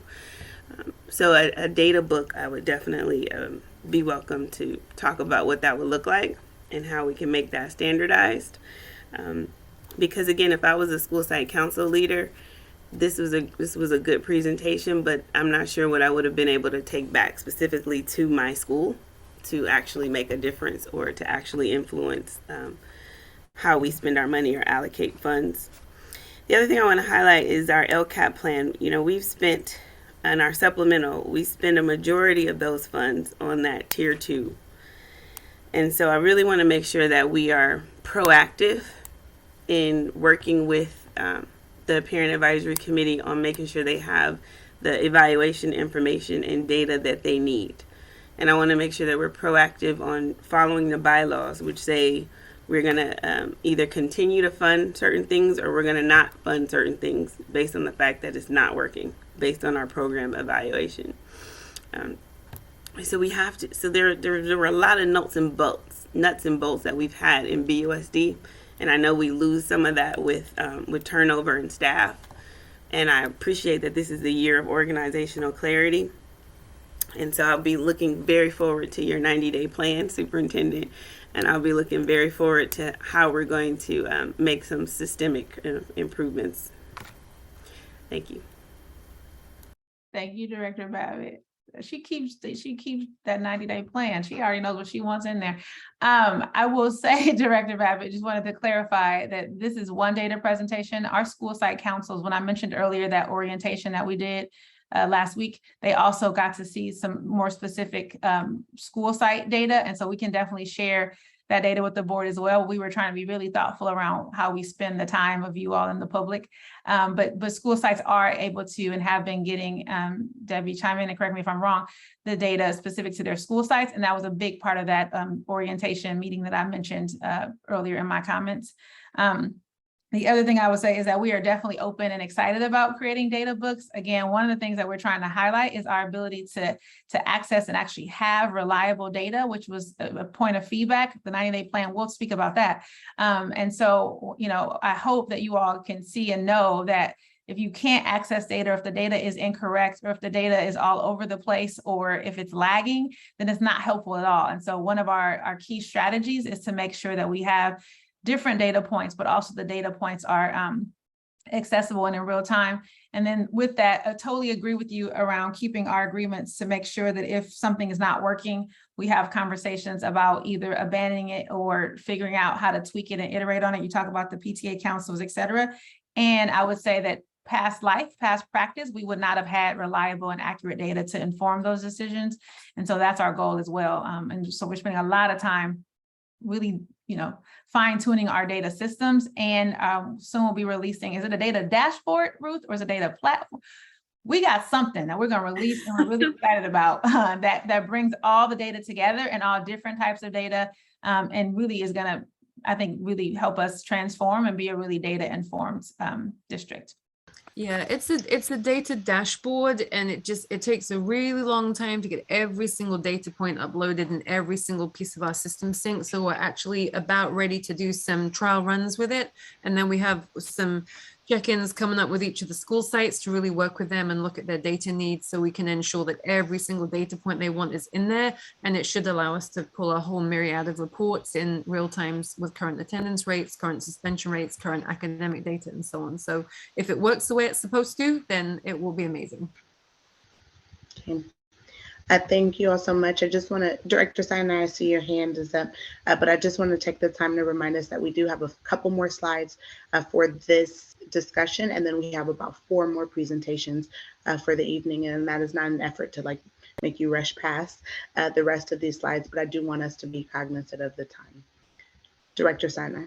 Just a really quick question. It might be stating the obvious, but in the sense of, you know, I mentioned the African-American Success Framework, and I know that Director Vasudev talked about Puente. And so I'm assuming that these data sets are also accessible or shared with our key stakeholders that are helping us, on that end, work with our sites to develop the strategies so that we're coherent and we're all coordinated, so that they've got what they need to continue to do the work that we're expecting them to do. Yes, ma'am. So those conversations that Ruth said that they're having with our site leaders around the data dashboard and what information will be helpful to be in there. Similar conversations are happening with our partners. Example you gave was the African American Success Framework. So RT Fisher, and they're also going to be using those dashboards, but also informing what would be the most helpful data for those dashboards. Thank you. Shall we continue on? Well, can I ask one more question? In the cycle of data and using data, are we going to have like a data calendar? Like, how are we going to keep this monitoring going? And then, yes, we need to make sure that we get the data to our partners faster, because they request it several times before it's actually provided. I know, but that's what we're saying we're working on. That's going to be old news in a little bit. But like Ruth said, we're still putting it all together. So I just kind of gave a sneak preview of this dashboard. It's not released yet because we are making sure it has everything we need. But you are right, Director Babbitt, that has been, again, a data point from a lot of different stakeholders around the ability to access data, and then just, again, the reliability of our data. Yeah, I would also add that part of that has a state dependent factor, because their release of the data and then their public release of the data are two different dates. I know that in the past there has been a target on the state level to try to release that earlier and earlier. And my suspicion is they were a bit behind because this was the first test administered since spring of 2019. So as soon as we can get it and that gets released, that is also a factor. But we're aware that we need to get data out to our community members, particularly our partners, in a much faster way, so that is usable data to inform the program for the coming year. And then Vice President Babbitt, your other question was around the data calendar. Yep, we want to make sure that there is an assessment calendar that our educators know, so that this is one form of data. This is a summative data point, and some argue that this data point is not as useful as other data points. And so our assessment calendar, will include when we're going to give our benchmark assessments. So when do you give DIBELS? When do you give, is it the STAR, Ruth? I'm still learning the BUSD assessment. So there will be a calendar for that, as well as, again, just time set aside to look at that data and analyze it and compare it against across time. And we will be making sure that we update you all as the board and our community members on progress on those data, really being clear to distinguish that those are more formative data sets, kind of progress monitor indicators, versus this one being a summative look back in time data set. Yeah, and I would just add those calendars already exist. We actually built them with the principals last year. So all of the internal assessments as well as the external assessments are listed on those calendars, and all of the staff use them to plan around those same data cycles. And that's one of the challenges we run into with providing data to external partners. We don't pull data constantly. We do it at specific time periods during the year. So there isn't always going to be new data, because the data we pull refers back to each of those assessment cycles. So that's one of the challenges we run into, as Superintendent Ford-Morfell mentioned, with that timely, immediate time data, because we haven't had a way to actually pull that. It's always each trimester or each quarter that we're pulling that information. Great, and I just wanted to highlight also, this is part of the need why we as a board keep advocating to allocate funds for Bridge as well as for the College Bound program, looking at these A through G eligibility rates. And I wanted to let my board colleagues know that every time I go to College Bound, people are so thankful for the program. They're just like, thank you, thank you, thank you, because it's so helpful, communal, and it's building on helping us change this data for our children. So just wanted to share that. Thank you, President Brown, for also coming, and Rachel Lee came and hear from the parents. So it was a really excellent program this last week, and our students got elected officers. So that was fun, and it's just great to actually be in the presence, and just not to remember that these are actually people, like these are families that they are not just data, right? And so we got to keep in touch and keep that going. Thank you. President Brown, so we're going to go with the second chunk of our presentation. And so I'm going to ask Liz if you can put up slide 31.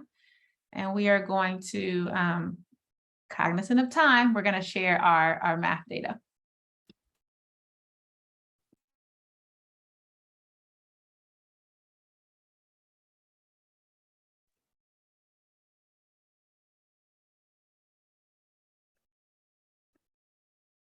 So while it's loading, I will say that similar to what we did in ELA, we'll look at our math data with year over year, as well as some slides that show us our matched cohort data.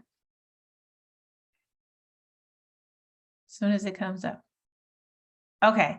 Nope, it's still not up. I thought it was up. It's not up. It's coming. It's coming. Next slide, please. And the one after that. And there you go. Perfect. So this slide is actually wrong. It actually, the headline, if you will, says that after gains made between 17-18 and 18-19 overall, elementary student performance on the SBA for math decreased in 21-22.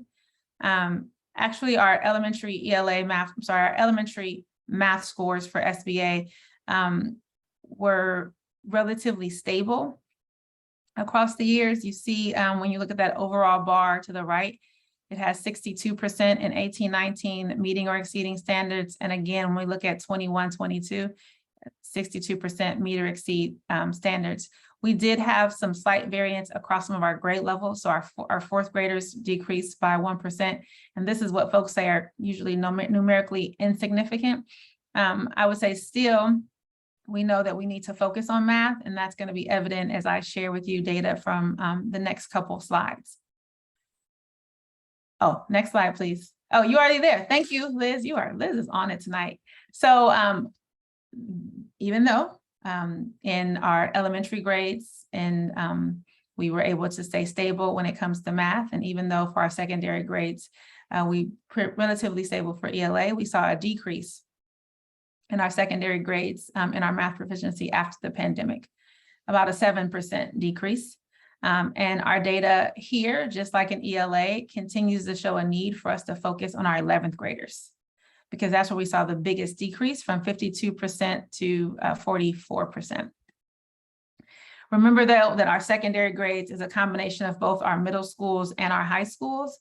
And so just as we're focusing on our single high school testing grade, which is our 11th graders, and trying to understand the dip in their scores, we also want to focus some attention on some of the promising practices that we've been seeing and figure out, again, how do we study those and how do we scale those and share those? Those examples are Willard Middle School. At Willard, our students actually scored well above the secondary average. And so our secondary average, again, is 52%. At Willard Miller School, their 7th graders, for example, were 73% meeting or exceeding standards, and their 8th graders, 75% meeting or exceeding standards. So again, we want to understand what's happening at Willard that both makes that allows them to not dip, but also that allows them to keep a pretty high meeting or exceeding standards rate. We also zoom in on King Middle School, where the 6th graders scored over 10% again, compared to the district average. And again, 6th grade is a transition grade. We're going from 5th to 6th. So we really want to understand what happened at King that allowed students to have those 2 years of interrupted learning, that have allowed those kids to be in a state of transition, but still allowed them to show progress and growth in the content area of mathematics. Next slide. So here we are again. And this is the part that I think President Brown called out in our ELA data. And unfortunately, the trends continue when we look at our math data. And that is that our trends show quite a bit of variance between the scores of our African-American students and the scores of our other students in our subgroups. I'm sorry, our other student subgroups. We actually saw a dip in our African-American math achievement It was 23% meeting or exceeding standards in 18-19, which again was significantly lower than our district-wide average. And after the pandemic in 21-22, that further declined to 19%. We also saw a dip in the performance of our Hispanic Latinx students. 46% in 18-19 were meeting or exceeding standards. And as of last year, 42% were meeting or exceeding standards. So again, this data point shows us a need to not just focus on our African-American students and our Hispanic Latinx students for ELA, but also for math, which again challenges us to think that it's not just about practices and content knowledge.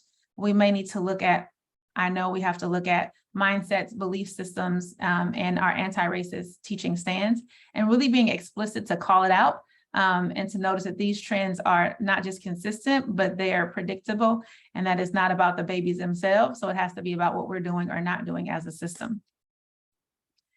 Next slide. Again, when we look at our program data, and that's our students who are identified as socioeconomically disadvantaged, our English learners, and our students who are in our special education program, we continue to see a gap between the district-wide performance and the performance of students in these groups. Our students who are identified as economically disadvantaged only had 31% meeting or exceeding standards. Our ELs, again, 15%. The biggest difference between the district-wide was with our EL category of 15%, and then our students in special education at 23% meeting or exceeding standards. And again, if we were to drill down our English learners to really focus on our Spanish-speaking English learners, we see that that drop was very significant. Again, over 30 percentage points for those Spanish-speaking ELs. So again, it calls out that same pattern that was called out in ELA, which is a need to focus on these focal groups, and specifically our English learners. And something that's not called out in this slide that I should name, that was definitely called out in the data that informed the LCAP, was a need to focus on students who are experiencing homelessness, because those students also show a significant variation between their percent meeting or exceeding standards and the overall district percent meeting and exceeding standards. Again, we're looking at matched cohort, and matched cohort is comparing the same group of students over time. And this is looking at our 8th grade students, our current 8th grade students over 3 test administrations from 2017-18 to 2021-22. And we've actually seen a decrease in the percent of 8th graders who meet or exceed grade level standards in math over these last several assessments. Go back for me, Liz. And we also show an increase in this percent of students who are not meeting standards. And that was the opposite of what we saw in English language arts. Next slide, please. When we look at our 9th grade, our current 9th grade students over time, we see that they have actually remained relatively stable in terms of meeting or exceeding standards. But there's been a slight increase, about 3% of those students who are not meeting standards. When you compare, again, their 4th grade scores and take them all the way through to 9th grade. Next slide. And then these are our current seniors, our 12th graders. And the percentage of these students, which is pretty consistent with the year-over-year data that we showed in our focus on 11th grade, the percent of these students not meeting standards has increased significantly post-pandemic. And so there was actually more of these babies who were meeting or exceeding standards in the 18-19 school year. And over the last 2 years, there's been a lot of interrupted learning, and you can see that it's impacting those babies with a significant amount of them not meeting standards. And this is something we're looking into, just to go back to Director Babbitt's point around graduation rates and A through G requirements and UC-CSU requirements. We really need to unpack and understand what's happening with these students, specifically in 12th grade. And we want to know what's happening in 11th grade that we know is carrying over to these 12th grade scores. There's been a lot of focus on literacy in Berkeley across many districts, actually. And I think that, and I say I think because I'm still trying to figure out what the trends are and what the patterns are and what the root causes are. I'm doing that in collaboration with the team you see here and our site leaders and our educators. But what we know is that the supports for math are not the same as the supports that are currently in place that we are enhancing and improving for ELA. What I mean by that is that our schools have literacy coaches. All of our schools do not have math coaches. We have math leads who are amazing and do great work, but that's different than being a math coach. And so thinking about what does our PD and coaching support around mathematics look like is one of our next steps. We also know that we need to really do a lot more work to really align math instruction across the elementary grades, the middle school grades, and the high school grades. I have the opportunity to meet with our middle school math educators, and there's so many great practices, and they're collaborating together a lot. And then when the students leave middle school and go to high school, we're not sure if those best practices, to the point that Director Babbitt was making, if understanding those students, if figuring out how we teach math and how we engage in math is carrying on. And the same is true from elementary to middle school. And so really wanting to find some time to bring our math teachers together to make sure that collaboration and alignment exists across our K through 12 system. We also are really looking at exploring math assessments. We have a number of assessments for ELA, even though we're trying to get tighter and more aligned around those. We're still in the kind of exploratory stage to figure out what are the best math assessments for us to use with our students. There's actually some exploring that's happening specifically in K2 that Ruth can speak to more if the board is interested. And then we really want to make sure that in general, we actually make space to look at math data, to analyze math data, and to have instructional responses to math data. And so the data that you see, again, we're still unpacking and trying to understand, but just on the surface, we know that we don't have the same amount of supports for math that we have tried to put in place for ELA, even pre this year and pre what I shared on the previous slides. The other thing we know is that we really need to look more closely at our math curriculum, and we know we will have a curriculum adoption coming up around mathematics. So sorry, I'm not going to pause. No questions yet. I'm going to let Jill close us up, and then we'll take the remaining of your questions specific to our math content. All right, good evening, everyone. As we close out this presentation, it is important to connect back to the fact that the 21-22 school year was the first year of full return to the classroom across the state, which included a return to statewide testing. These data that we've reviewed tonight shine a light on what happened last year and where students were performing at that point in time. And at the same time, these data highlight critical areas that need both attention and support, or as Director Sinai put it, this balance between intervention and prevention. And we want to ensure that we are meeting students where they are and accelerate learning by building on the strengths and targeting that support. This is work that no one can accomplish alone and will require intentional and concentrated effort from all of us in all parts of the system. And some of that work is already in progress. You can go to the next slide, please. So the good news is that there's a lot of work underway to outline and articulate steps that we're taking to address student need and provide additional supports, particularly for our focal student populations. These plans are LCAP, the African American Success Framework, the CSACE plans, and the Literacy Action Plan, and more, because we'll be shortly hearing about the Multilingual Language Learner Master Plan. They all strive to identify specific goals toward improving student achievement and taking steps necessary to realizing our district's mission. The state data further confirms that we do have a need to strengthen Tier 1 and Tier 2 supports. And as Superintendent stated, that those two things really work together. We also need to hone in on support and intervention for identified student populations. We need to provide professional development and monitor progress through examining data on regular intervals. So probably aligned to the data calendar that Vice President Babbitt was referencing. These plans all call out goals for all of our students and include specific strategies for focal student groups, including African American and Latinx students, our English language learners, and students with IEPs. Our work is to make these goals real for our students and drive toward coherence across the various plans.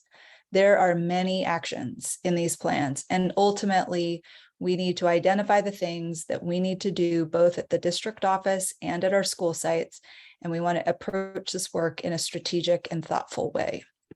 Next slide. We have highlighted a few areas for next steps throughout the presentation, and just want to circle back to the fact that this is a continuous improvement process, which involves engaging in conversations to review data, make observations, identify focus areas for action and attention. We then plan actions that we will take to address those identified gaps and work to employ those actions, aligning our resources and support to those efforts. We then want to circle back to understand our own implementation of those actions and what impact they had. And as Director Steele-Brown pointed out, we're going to have the ability to do that in better ways with a new platform.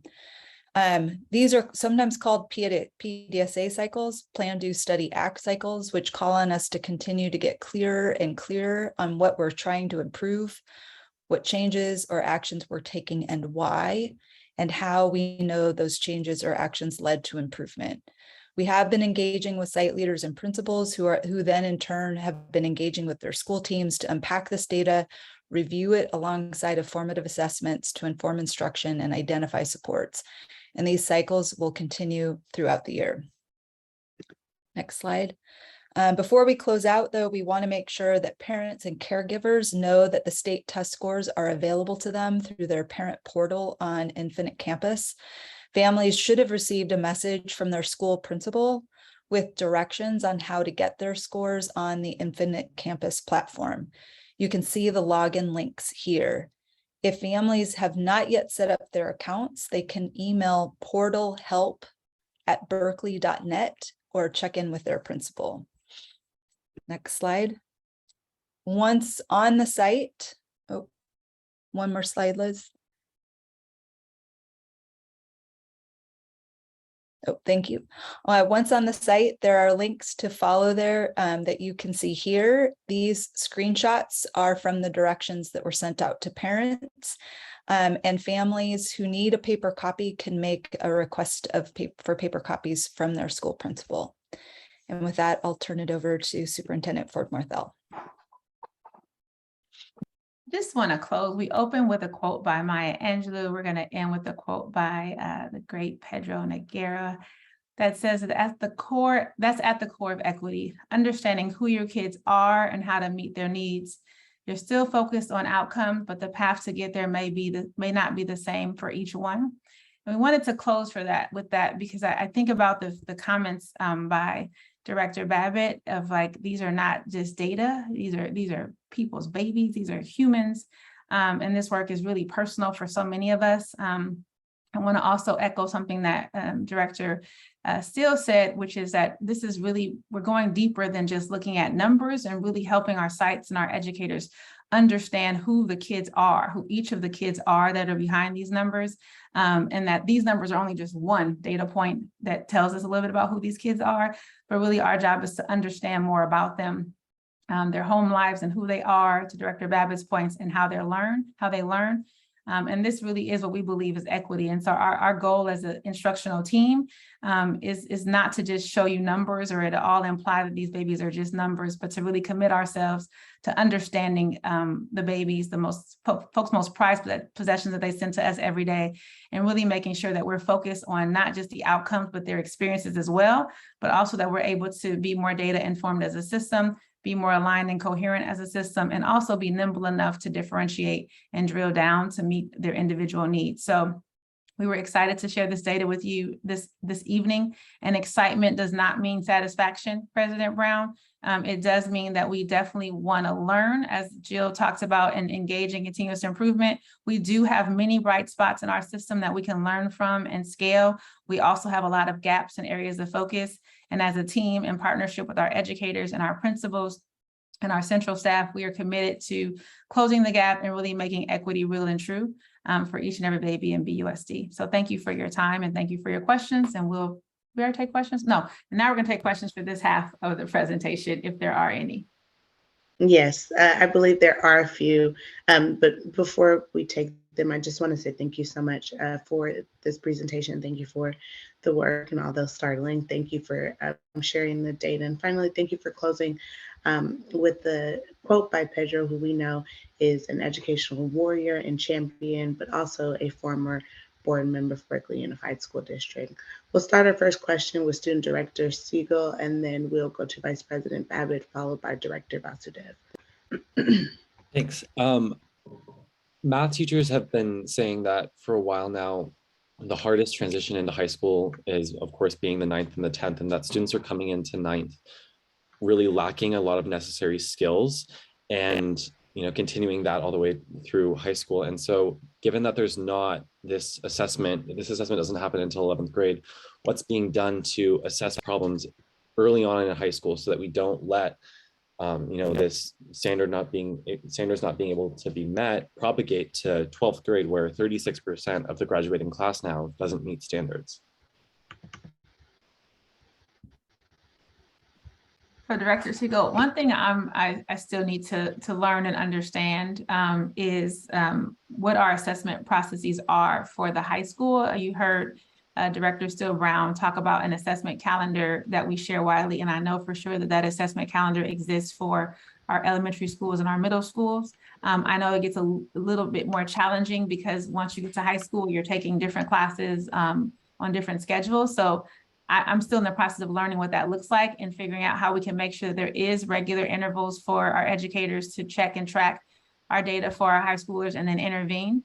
I would say the other thing is that we were hoping that it's only one president, that Principal Huergosa would be here. I know that he was dealing with an issue, so apologies that he's not here to answer the question more specifically. But one of the things we were talking about today was just really trying to understand what our system is. Director Steele Brown talks about the blue cards and the transition point between middle school and high school.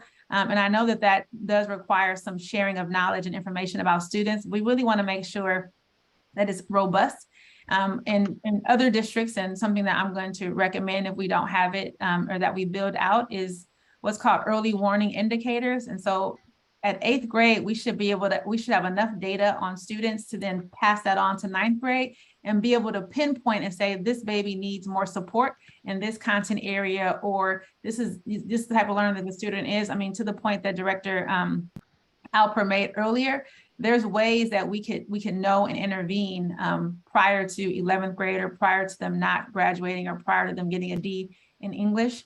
And so that's one of the things that we're trying to better understand and learn, Director Siegel, and that I will be happy to report back to you all as we get more information on that, and definitely open it up to Director Steele to give more information about that if she has more information. Yeah, I can share that the high school team does have the 8th grade math results. So they are able to use the math data from 8th grade to build the master schedule and look at placement of students. So there is communication between 8th and 9th grade. But as the superintendent stated, I think there are probably more things that can be done, and maybe some different ways to build that system out, because it doesn't seem like we're fully able right now to get kids where they need to be with the support they need. So there are pieces of the puzzle there, but I don't think it's all the way built. So right now, what does intervention look like in the high school for the early years if a student is caught? So that's a question that I think Principal Huergosa is best able to answer. I know that one of the things that, in theory should happen is that all the students are assigned counselors and academic advisors, and those folks are really supporting and monitoring how students are doing in classes and flagging students who need additional support or intervention. I can't speak to, though, Director Siegel, what that process looks like once the student is identified, where do they go, and what the specific interventions are, besides the ones that Director Babbitt explains, like Bridge, which is like Bridge, like College Bound, like RISE, but what the exact process is, or the flow chart, if you will, that triggers a student to get put into, and what program they get put into, I'm not clear on just yet. Okay, thank you. Vice President Babbitt, and then Director Vasudev. Well, I just wanted to appreciate the acknowledgement of curriculum development as a part of next steps in analyzing where we go from here. And also want to re-highlight that, you can take AP history, AP all kinds of classes without this specific assessment. But from going from 8th grade math to 9th grade math, you literally have to take a test to get into certain advanced math classes. And so I feel like if teachers are willing to recommend students to take the advanced math test to be placed in there, they're willing to tutor them and help them. I'm trying to understand why we have that barrier set up to just based on the same teacher's recommendation, allowing them to at least start off trying to be a part of that advanced math curriculum at 9th grade. And I think all of my other comments apply to math that I've already made for ELA.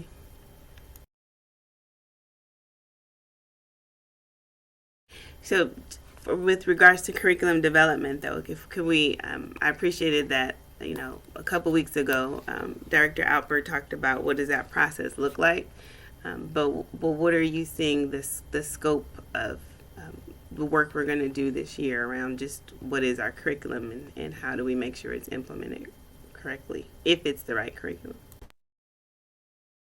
So one of the things that was highlighted on that slide, Director Babbitt, is curriculum adoption, actually. So while we are trying to understand and do observations and see what curriculum is being taught, both in ELA and math, what we already know is that we need a math adoption. I'll let our associate superintendent talk a little bit more with you about that process. At this point, though, again, I mentioned meeting with the middle school math teachers and what, oh, I'm being recorded. What they are using is not necessarily what we've said is the adopted curriculum, right? And so teachers are finding themselves not satisfied with the curriculum that we're using, and then finding other curriculums that they think is more engaging or that they think is more appropriate or more standards aligned. And so what we're trying to do is not leave it up to choice or just teachers randomly picking and deciding, but really trying to move towards a coherent system and understanding if what they are using right now is actually getting results. And if it is, definitely considering that when we think about our curriculum adoption. But I'll let our associate superintendent tell you more about where we are in that process and what that process looks like. We're actually at the very beginning stages because there's a spotter process of trying to map out which curriculum adoptions have happened when to do a bit of cleanup. But we know that math is definitely coming up on deck. This year, we've already convened the science adoption committee, and that work is underway. So I can't give specific dates quite yet on math, but we know that it's on the radar.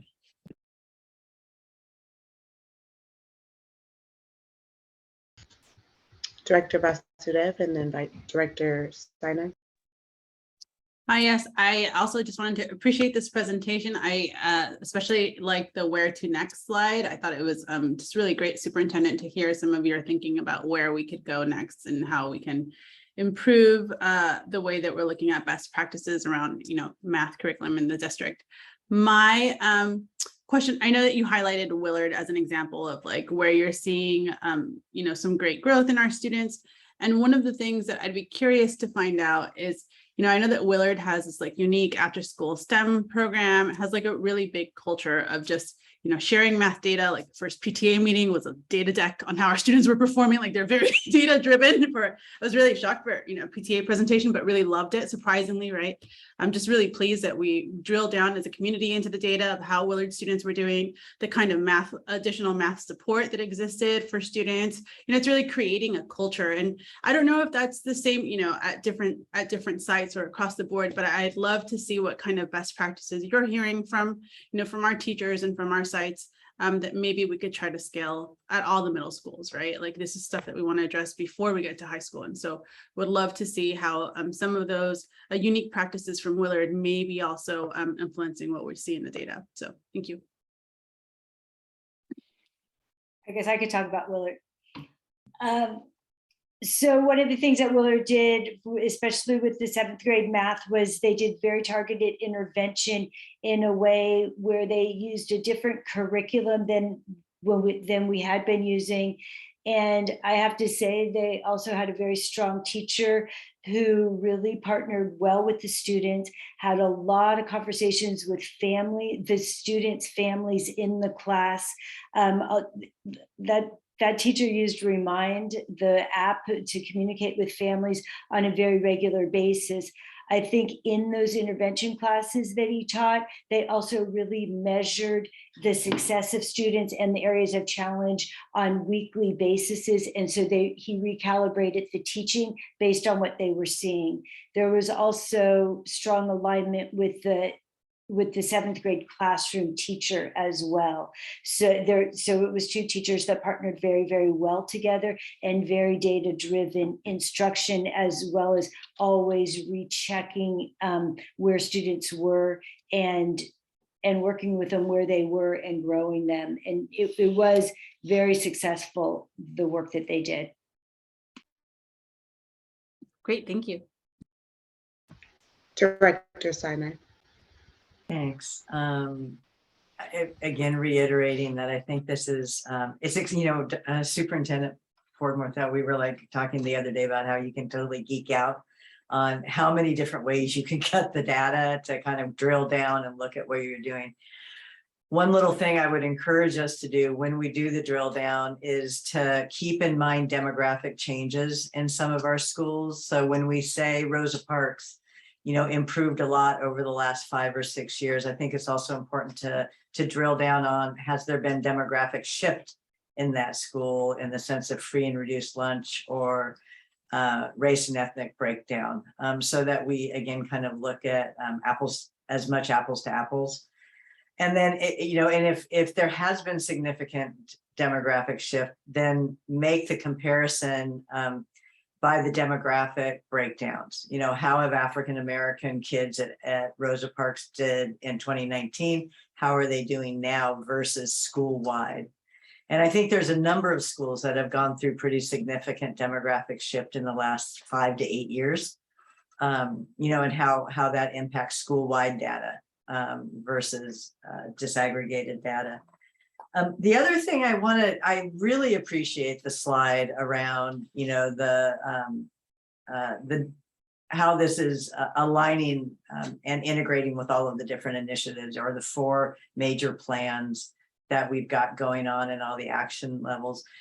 And there are also practices that are in place, and it kind of goes back to the question of like, how are they working? So my recollection again of the U9 is that the LEAP program is specifically to align with to identify kids in 8th grade that are going to need that added extra support when they get into 9th grade for the core subjects. And so and I think because it conflicts with an elective, it's been a challenge. So again, I think where they tried to develop an infrastructure, Student Director Siegel, I think the question is, is it working? What do we need to do to evaluate or tweak it? And then we do have programs like Bridge that have a long history of reaching into the 8th grade and looking at what they need. And that's how those kids are identified for the whole name Bridge, is the bridge from 8th grade into 9th grade. And Dave Stevens, again, we have had fits and starts around really substantive use of data. So it's not like we've never used data and we've never had clean data. There's been fits and starts, and then based on turnover or whatever. He had a whole analysis around headwinds, or was it headwinds? Yeah, and had a whole equation, around looking at how kids were matriculating between middle school and high school and how to do that kind of identification. I don't know if we use that anymore. But again, in order to maybe not reinvent the wheel, if there were some tools and strategies with data that were actually really informative, how might we dust off some of those and see, and there's people who were trained in that, so there might be some leverage there to use. But there was a number of years where that really guided a lot of instructional strategies at the high school, when they were transitioning in. So there might be some lessons learned there.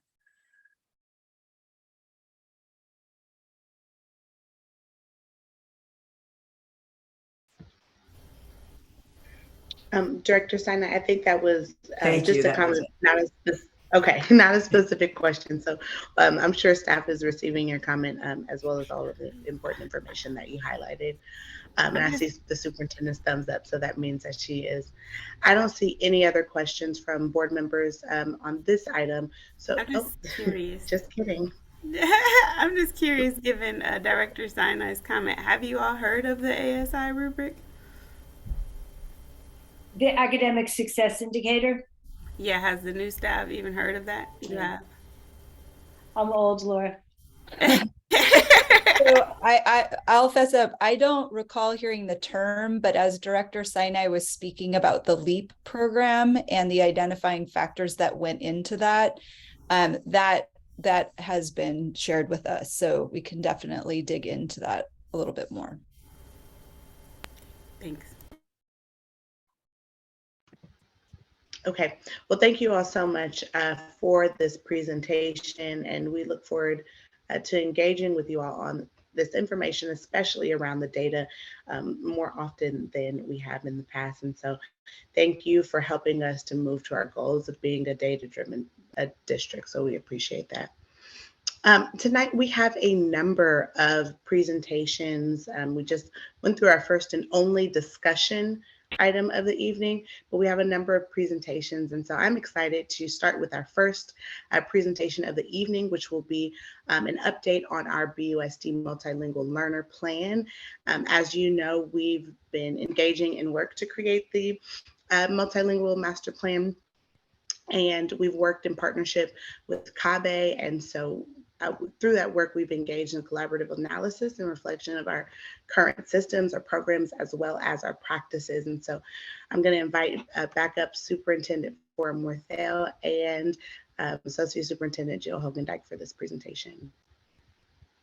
She wanted to cover all her bases this time. Actually, this presentation is going to be facilitated by our Associate Superintendent, Jill Hogendijk, who will also introduce our guest presenters as well. Thank you, President Brown. And thank you, Liz. I know that she's trying to load the presentation, but definitely appreciate the introduction from President Brown. Very eloquent introduction to the work. Tonight, we do have a brief presentation intended to provide a progress update on the multilingual learner master plan and to highlight an upcoming opportunity to review the draft plan before it's brought to the board for approval. Tonight, I will be presenting with Kathleen Marte, our English language development lead teacher for K-12, who's been one of our primary district leaders on this project. And we are also joined by Marga Marshall, a professional learning specialist with CABE. I also want to acknowledge a few other CABE partners in this virtual room tonight. We have CABE CEO Jan Gustafson Carrera, who is here with us, along with Tony Hernandez, CABE's lead teacher and for mentor parents and family engagement, and Ruby Flores, who's CABE's director for professional learning services. And I'll see if we can get the slides up.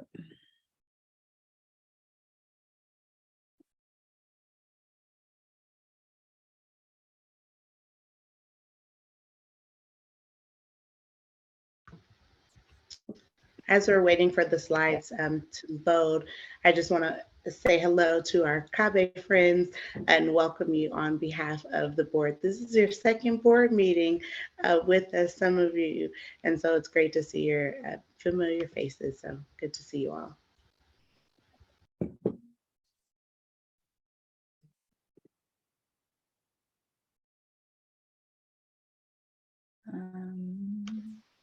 Liz, if we're continuing to have trouble with the share button, I think it's okay for us. We can see the presentation in this format, so it's okay for us to go ahead and move forward. Thank you. I was just going to suggest that. I'm not sure why it's loading in mode. No Here we worries go. at all. And Liz, maybe if you can make the screen a little, see that button underneath the notes, bring it down so that the visual is a little bit bigger. No. There's 3 buttons in the middle of that. There you go. Bring that down. There you go. Okay. All right. We're ready. All right, that was the introduction. You can go to the next slide. Give me the remote. Give me the remote. Oh my God. Liz, can you click on slide 2, please? And mute yourself, please, even though we love the sounds of babies. Sorry about that. All right. Again, want to kick off here a theme in terms of grounding our work in our BUSD mission to enable and inspire our diverse student body to academic excellence and global contribution. Our work to develop a multilingual language learner master plan demonstrates our commitment to provide the direction, support, services, and partnership to achieve excellence, equity, engagement, and achievement. Can go to the next slide. Yep. So we've seen this slide before tonight, but it is important to contextualize this work across the number of plans and initiatives that BUSD has to articulate goals and strategies that address students' academic and social emotional needs. So alongside of the LCAP, the African American Success Framework, CSACE plans, and the Literacy Action Plan, we are adding here the Multilingual Language Learner Master Plan. And as you will see in this presentation, the 6 goals outlined in the Multilingual Language Learner Master Plan are clear connections to the collective work that we are seeking to accomplish through all of these initiatives. In order to achieve the district's mission for our multilingual language learners, we need to strengthen our Tier 1 and Tier 2 supports, as evidenced by the data presentation that we were just participating in.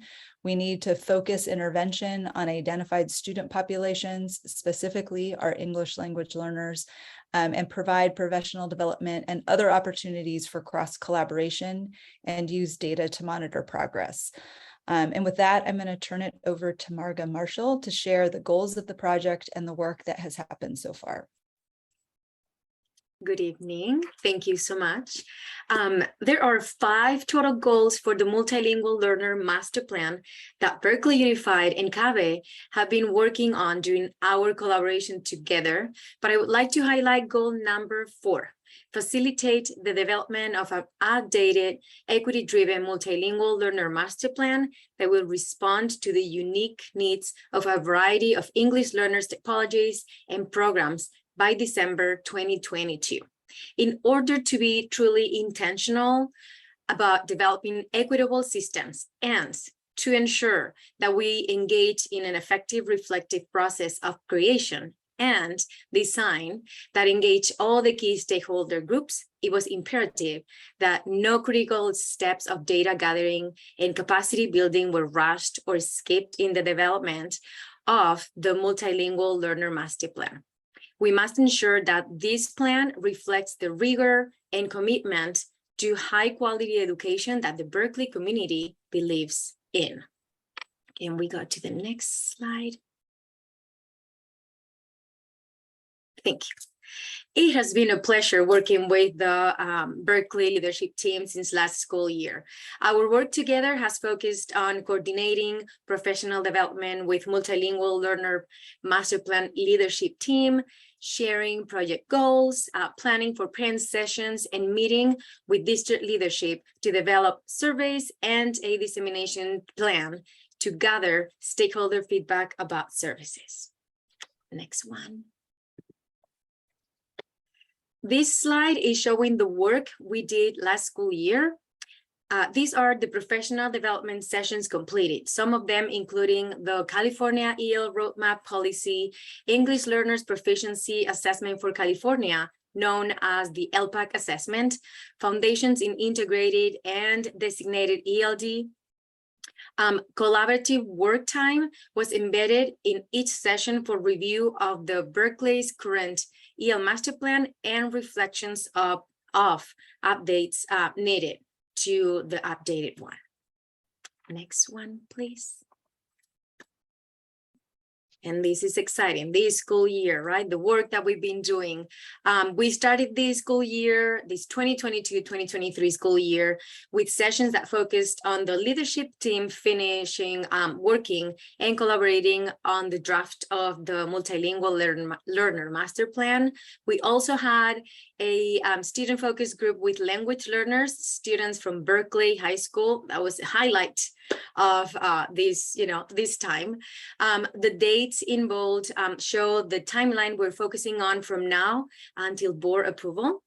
So during this month of October, there has been writing sessions to complete the new master plan that also included feedback from parent survey and student focus interviews. And then in a couple of weeks, we will have a parent community focus session. We will also have principal feedback session, and we'll aim for a board approval by the end of November or beginning of December of 2022. And with this, I'm going to pass it to Kathleen Marty.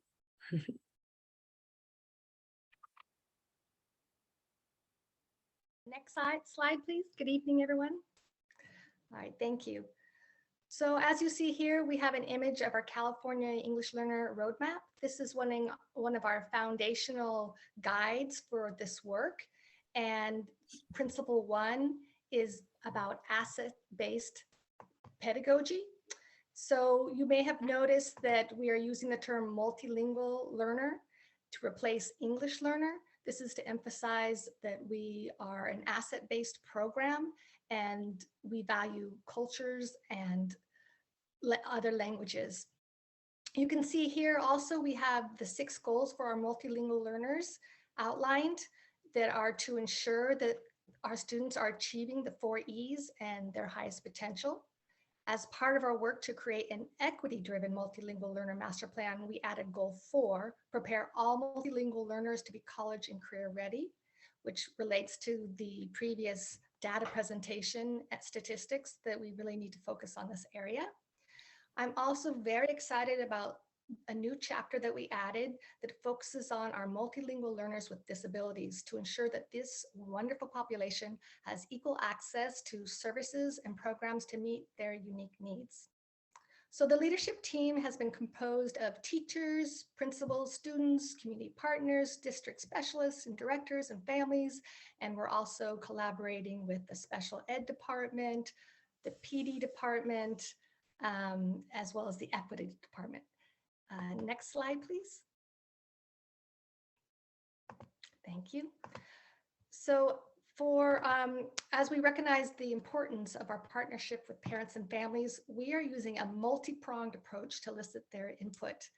Last year, we gave presentations at DLAC meetings and community events such as Latinos Unidos. And this year, we have been sharing a survey with families and have an upcoming focus group. As part of our outreach, we shared the survey various times via email and during ELAC meetings, and it contains over 20 questions on topics such as communication, instruction, identification, and reclassification policies. You can see quotes from the different conversations and surveys. For example, one parent wrote, que tengamos más ayuda en español, that we need more help in Spanish. And that goes with some of our themes, such as strengthen the homeschool connection. We also held a Berkeley High School focus group, which comprised of a total of 16 students. We formed 3 groups because they have different needs. One on the newcomers, another group was the long-term English learners, and finally the reclassified fluent English proficient students. They all filled out a survey, and then we had a very productive discussion where they shared both the strengths and the needs of the program. Came out very clearly that many students felt that the newcomer program at the high school was very helpful and they appreciated the extra support. Next slide, please. So in continuation of our efforts to get as much input from parents as possible, we are still asking for parents to fill out the survey. And our latest efforts, we've created a QR code that teachers are handing out at parent-teacher conferences to facilitate easy access to fill out the survey. And in addition, we will, as we've mentioned, we'll be holding a parent community feedback session on November 7th, where parents are encouraged to attend to hear about the updates and give their vital input. We have a flyer that's in Spanish and English, and we are also going to translate it into Arabic. We'll be posting it on the BUSD website, and there's a link here that is shared with parents to register to attend the session. Next slide, please.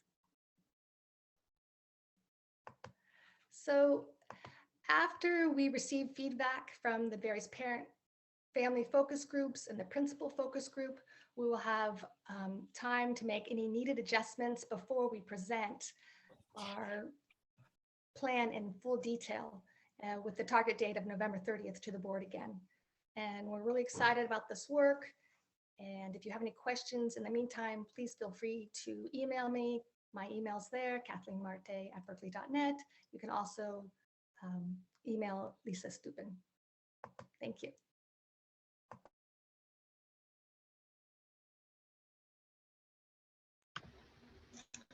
Thank you as well. I don't want to close it out, but Jill, I think this concludes the presentation. Yes, Okay. correct. Thank you all. Thank you all so much for the presentation. This is a presentation, so I don't think we're taking questions from board members, but if there are any, just go ahead and sneak them in, because I know that we're excited about this presentation. I just want to highlight the last time we saw you all at this time last year. I believe we asked questions about how we were going to engage our community about this work and really highlighted the need for authentic community engagement. So to hear that feedback taken and being done for the sessions in real time is really exciting information. And I know that our community supports this a whole lot. And so I'm just gonna go ahead and call on Director Vasudev. Yeah, I just want to say thank you so much for this update, and it's great to see the CABE team here too. So thank you for being here with our district and sharing your expertise with us. I have a question. I have a couple questions, so I'll just ask them. Boom, boom, boom. And then my first question is, last year we saw a decline in our reclassification rates for English language learners. And, one of the quotes from the students was, my parents don't even understand, something to the effect of what it means to be reclassified. And I've seen that to be very true when I go to meetings like Club de Padres, and a lot of parents, we start talking about prepping for that test, right? So their kids can get reclassified. It's kind of shocking that at the point that they're in middle school, the parents are still asking, what does it mean to be reclassified, right? And that means for me, right, that we failed in helping with parent engagement throughout the elementary school range. And so for me, what are we doing differently this year, right, to implement the plan? And this was really big in the DLAC meetings last year. DLAC said, we don't want to have to wait another school year when our kids are already falling behind. And we saw that in the presentation tonight. So what are we doing this year? What are we learning now to be able to implement some of the best practices and prevent the issue of, students not being reclassified and families not understanding what that means? That's my first question. My second question is, how many families and students participated in the focus groups? And particularly, how many families of students that are dually identified as both special education and English language learners? And I love that that's a chapter in the book, but I also just want to have a better understanding of how many families participated in that discussion, because that's a common issue that I hear, particularly at Silvia Mendez, that we're not serving appropriately our dually identified students. And then my third question is about, I'm excited about the parent community feedback session. And I know that DLAC has really been advocating for an outward facing meeting about the progress of the plan. So I'm excited that there's going to be a parent community feedback session. But in which languages are we doing outreach? How are we doing outreach effectively? And how do we make sure that a robust group of multilingual learners is invited, both Arabic speaking parents and Spanish speaking parents? So those are my three questions, and thank you for being here. And thank you, President Brown, for allowing us to ask questions. If I may, Director Hoden, address at least the first question on reclassification rates. Please. So this is being addressed in the update of the master plan in a variety of sections. We have the instruction and curriculum section, and we want to improve tier 1 instruction with ensuring that all of our ELD teachers have adopted curriculum, evidence-based curriculum they have the training and the curriculum for designated ELD. We also are going to ensure that all of our teachers have had training on integrated ELD, which is to ensure that students have access to the Common Core curriculum and ensures equity. So this curriculum and PD is already starting. We've already doing an inventory. What curriculum do we need at the sites? And talking about proposing a budget for the purchase of this curriculum. We're already starting to send people to the ELT symposium. So we're starting this work. So that's one area. Then we're having a section on the long-term English learners. And we have identified an assessment called the LTEL, Long-Term English Learner Gap Assessment, which helps teachers identify which areas do students have gaps in terms of grammatical forms, and so they can directly teach to those forms. We are also sharing with parents how to have their students take practice tests, and they can also take practice tests in school. And then there's that final chapter that I mentioned. Many of the LTEL students I've found in my new position are actually students who've been in the program since possibly kindergarten through high school, and they have disabilities, but no one knew really how to reclassify them.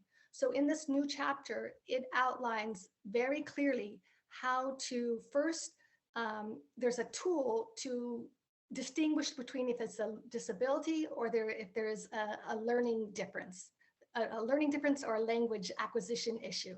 Which is it that is interfering with them being able to meet the criteria? Once it's established that it is really their learning disability, then there's the same four criteria that we use to reclassify students without IEPs. We can use alternate assessments and get these students reclassified, and so they don't have to take the test over and over again, and which would also improve our reclassification rates. I hope that answers question number 1. Thank you. Marga, do you want to take on the family question? Yeah, absolutely. Families and students participating in focus groups, right?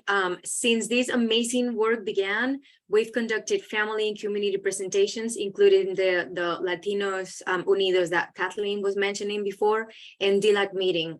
Those were held last year. The average attendance at these sessions were about 10 to 12 family members, and we are working to increase these numbers for the session planned for the November 7th. Because we know that not all the families can participate in these sessions, we also send a survey via email to families of English learners and reclassified fluent English proficiency, or RFEP students, over 4 times. And the survey was sent in English and Spanish. And we actually had over 60 responses. And the survey is still open. And we mentioned that in the presentation. It's still open. There's going to be a QR code. So we've asked the principals and ELD specialists to share the survey with the families during the ELAC meetings as well. And with the student focus group, we had a total of 16 amazing students from Berkeley High.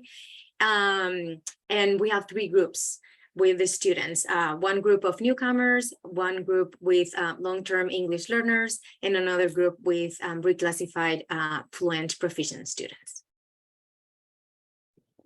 And then on the community outreach, so we wanted to get before the board for this presentation today and not wait to bring the plan, because we knew that this was a critical time before the November 7th date.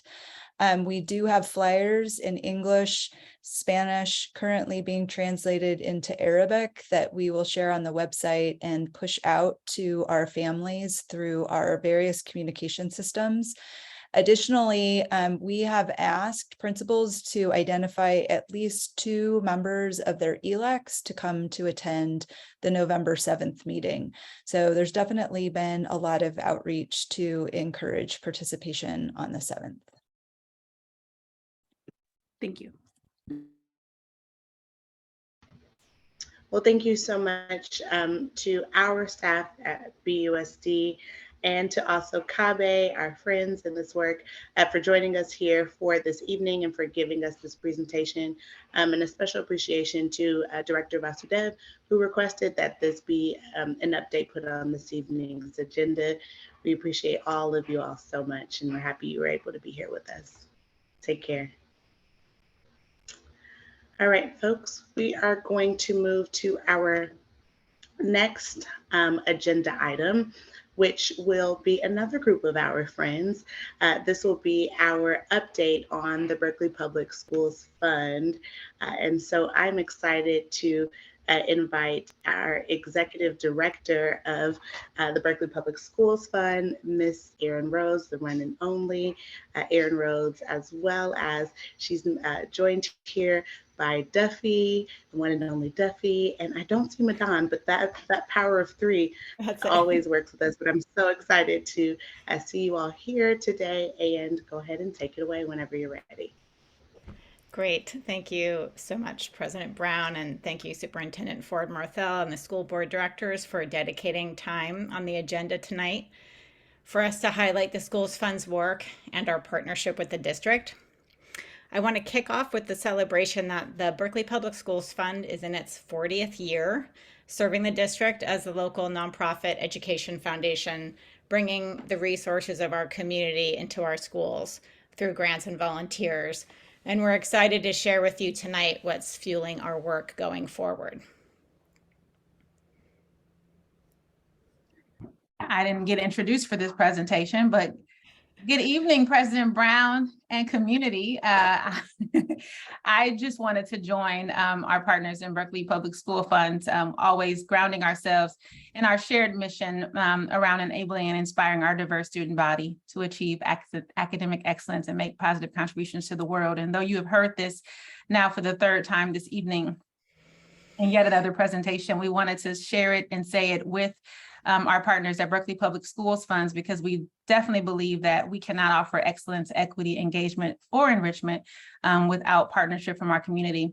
But also we wanted to stress this because we really believe that as we talk about more coherence and alignment across and within our system, that there needs to be more coherence and alignment in collaboration with our community partners. And so we're excited about the ways in which we've actually enhanced and improved our coherence with Berkeley Public Schools Funds.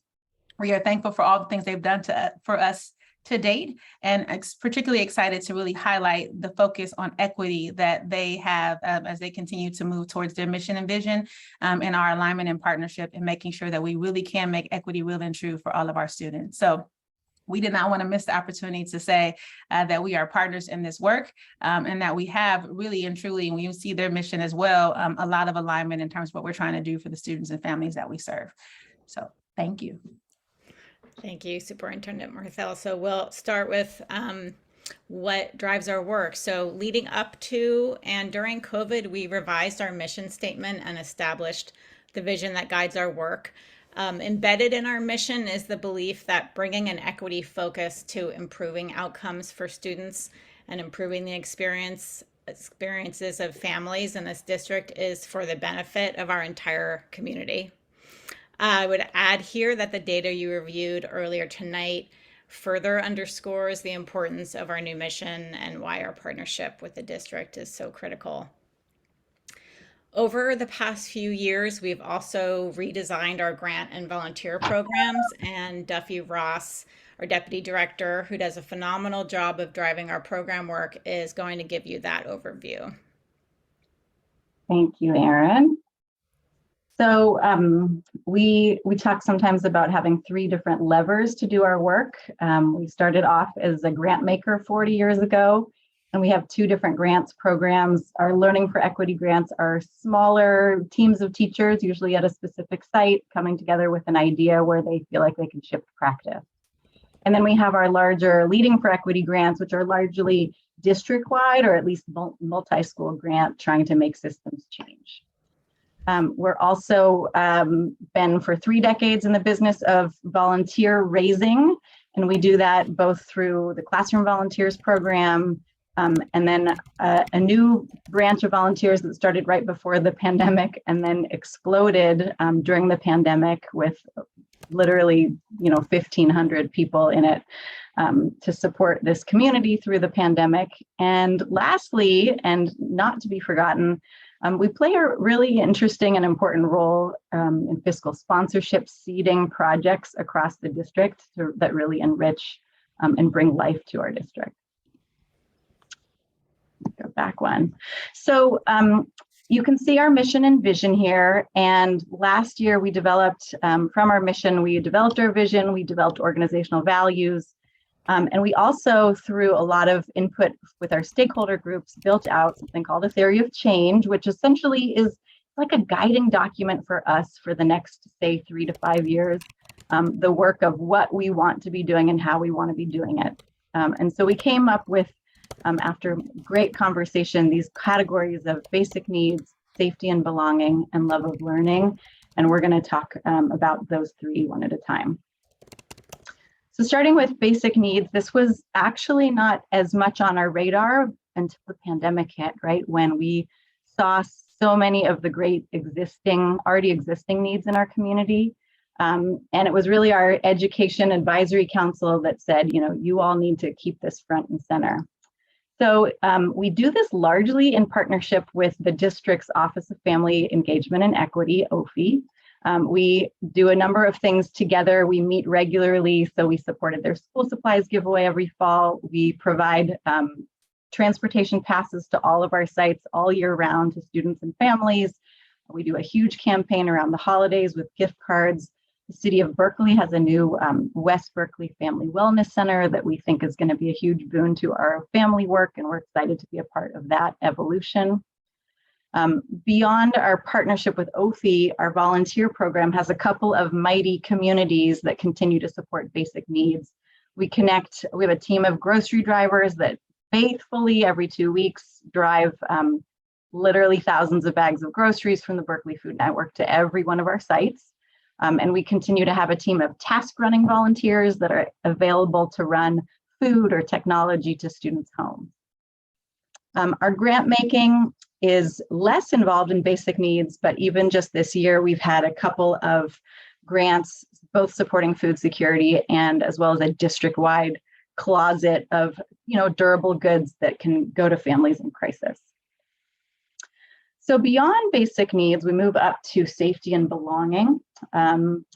This is, echoes a lot of what we saw in the Healthy Families Survey around schools as safe places.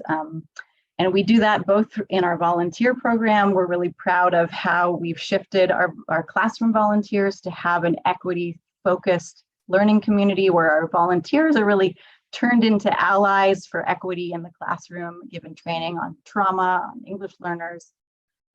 So we're really proud of how that contributes to safety and belonging. And then through our grant making, we have invested a lot in positive racial identity development. As of late, we just announced some of our Learning for Equity grants, and we're delighted to be announcing organized educator-led affinity spaces at the elementary, at the middle school, at the high school level that we are supporting. We are focused on BUSD's most disenfranchised families, often in partnership with OFE department. A highlight grant that I just met with today, yet again, is our OFE team that's supporting our Latinx families through listening sessions this year, through parent workshops, and through a leadership affinity group district-wide. And another way that we're promoting safety and belonging is really through who our staff and who our educators are. And we're looking to support the pathways that help diversify our community of educators. Oops, let me go back and just say, one of the ways that we're doing that is we're in year 2 of support of the BPACT program. BPACT is Berkeley Pathway for Achieving Credentialed Teachers. Sometimes that's called the district's classified to certificated pipeline. So great to be in stronger partnership there. Lastly, up our theory of change is love of learning. We know that this is academics and beyond. This is school day and beyond. This is school year and summer. We do this also through our volunteer program. Again, our classroom volunteers Last year, banner year, 660 plus volunteers. That's about one volunteer for every teacher in the district. So we're really proud of having more caring adults in the classroom and what that can do for a learning community. Through our grant making, in terms of love of learning support, we're really proud of having invested a lot more in culturally relevant learning. This comes up as more guest speakers in classrooms, more field trips, more community events that are really geared towards enabling students to see themselves in their learning. We are also teaming up with educators at the sites who are identifying literacy needs, whether that's playaways, which are audiobooks, or subscriptions for online podcasts with great vocabulary support, or just extra books in the classroom that center protagonists of color for special populations, or English learners, or students with special needs, or just students who are not yet identifying themselves as readers. And lastly, we're super proud to continue to enable innovations in the after-school space.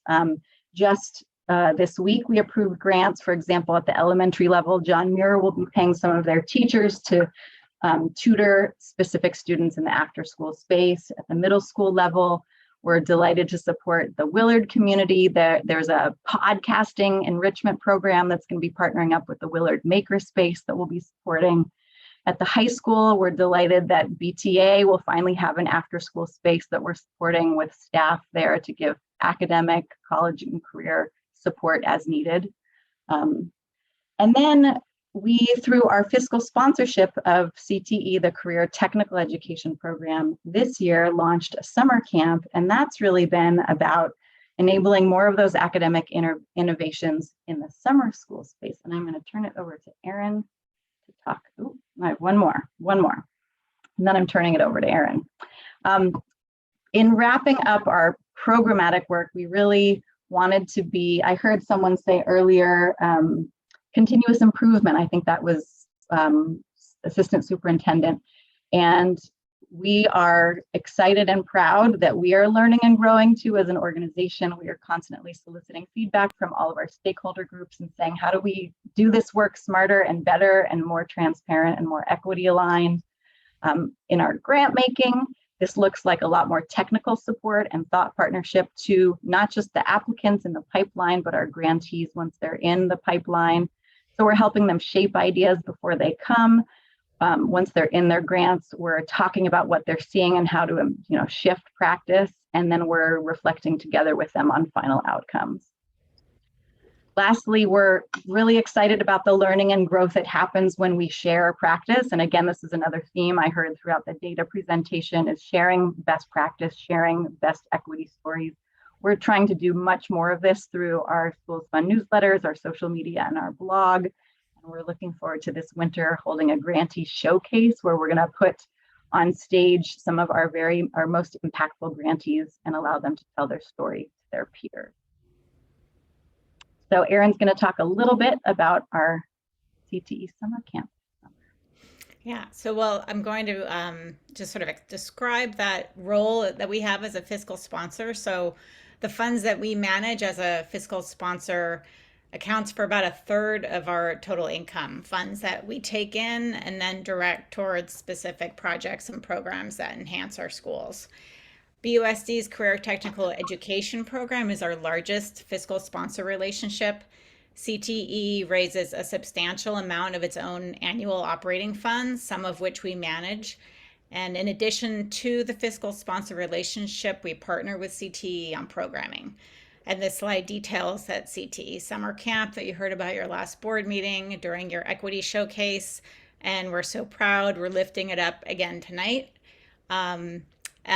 We also highlight this partnership with CTE because it so closely aligns with our work, particularly the way career-connected learning gives real-world experiences and meaning to students and focuses on opening doors of opportunity to college and career during high school for our students who stand to benefit the most from those opportunities. Lastly, I want to end on the positive note that in our second year of equity grants, our district educators have totally risen to the challenge. Last week, we approved $200,000 in grants, and we had to deny almost another 100,000 that were qualified, but we didn't have the funds to greenlight. So while we're disappointed that we couldn't fund all of the grants we wanted to fund, we're taking away that sort of bright spot that we're really impressed that in the second year our educators are bringing in applying with so many applications that step up to sort of the rigorous definition of being aligned with equity that we're holding up with those equity grants. So with the continued and increased support from the community, we can pilot programs like the CTE Camp, reinforce successful academic support programs, and layer our grant and volunteer resources across the district to improve the experience of each and every student in BUSD. We're always looking for more ways to engage our community and share our mission. We have occasional virtual open houses. We have one coming up on November 29th at 4 o'clock. Those details are on our website. We share lots of our work and stories over social media. And every day of the year, we invite the support of the community to further our work. And so again, we really appreciate the opportunity to share all of our work with you tonight. Thank you. Thank you as well, Berkeley Public Schools Fund team. I already shouted out before you even talked about the incredible work you are doing. I talked about the amazingness of both you, Erin, and Duffy and Madan, and all of those over at Berkeley Public Schools Fund. We are so incredibly grateful for the ways that you work in partnership and in collaboration with us, and then the ways that you support our students. You all are our guides on the sides, our champions in the back of our ears. And so we're so appreciative of you all and thankful for your work and thankful to continue to celebrate the next 40 years of Berkeley Public Schools Fund. So thank you all so much. Have a good evening. Yeah. Thank you. No problem.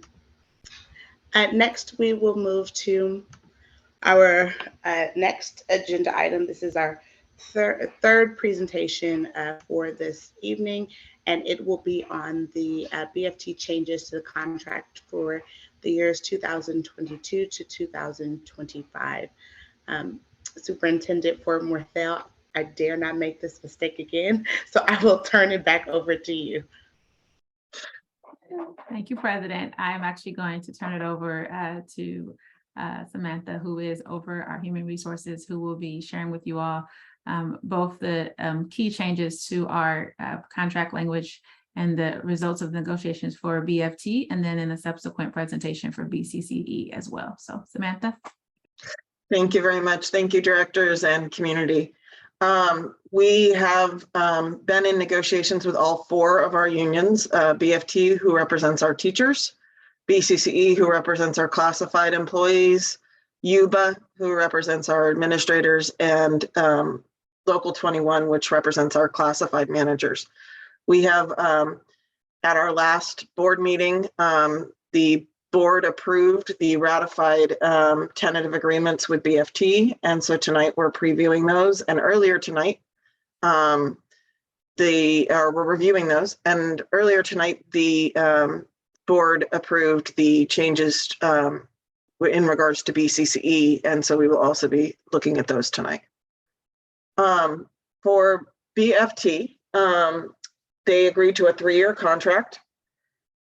So it starts this school year, 22-23, and will go until 24-25. In 23-24 and in 24-25, there are what are called reopeners that allow us to reopen the contract for specific reasons. And so in 23-24, we have what's called the LCFF contingency reopener, which is specific to salary. And focuses on if there's a greater increase in the funding that comes into the district that year. For 24-25, there is a reopener, general reopener on salary and benefits, and then both the union and the district get to bring up to 2 other articles to the table during that year.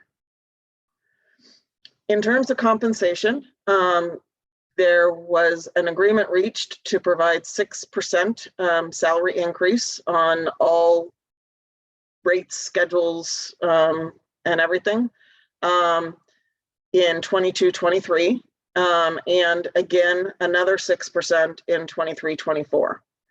I already spoke about the LCFF contingency. We also agreed to an increase in the teacher hourly rate to $47.50 an hour. And then we put in place for contract language, the substitute teacher daily rate of $225 a day. It was a temporary rate last school year at the beginning of the school year, and it will also be increased by the 6% raise. We also made some changes to the salary schedules for elementary and secondary teachers, as well as speech and language pathologists. We are eliminating step 1 and shifting the values up a step, and then adding in a new step 23 and 24. This will allow us to be able to retain our long-term veteran teachers and to increase compensation for our brand new teachers as well. In 2023, we are also going to be creating a new salary schedule for our counselors that will embed the annual stipend of $3,000 into the salary schedule. And then we've also adjusted as a recruitment tool, the placement of new teachers on steps based on years of experience. So currently this year, the highest a person could have been placed prior to this negotiations was step 17. Now it's step 18, and it will continue to go up until 2028 when it will reach step 24, which is the highest step currently. In regards to benefits for each year, they will get half the increase to the Kaiser rate for each level. There are 3 levels: employee only, employee +1, and employee +2. And so we also did a small increase to the hard caps, which is the actual amount that is currently being paid. And so you can see that here, that there was an increase to each level. In regards to letters of recommendation, we did sign an MOU, and this is because we wanted to continue to look at other solutions to this issue.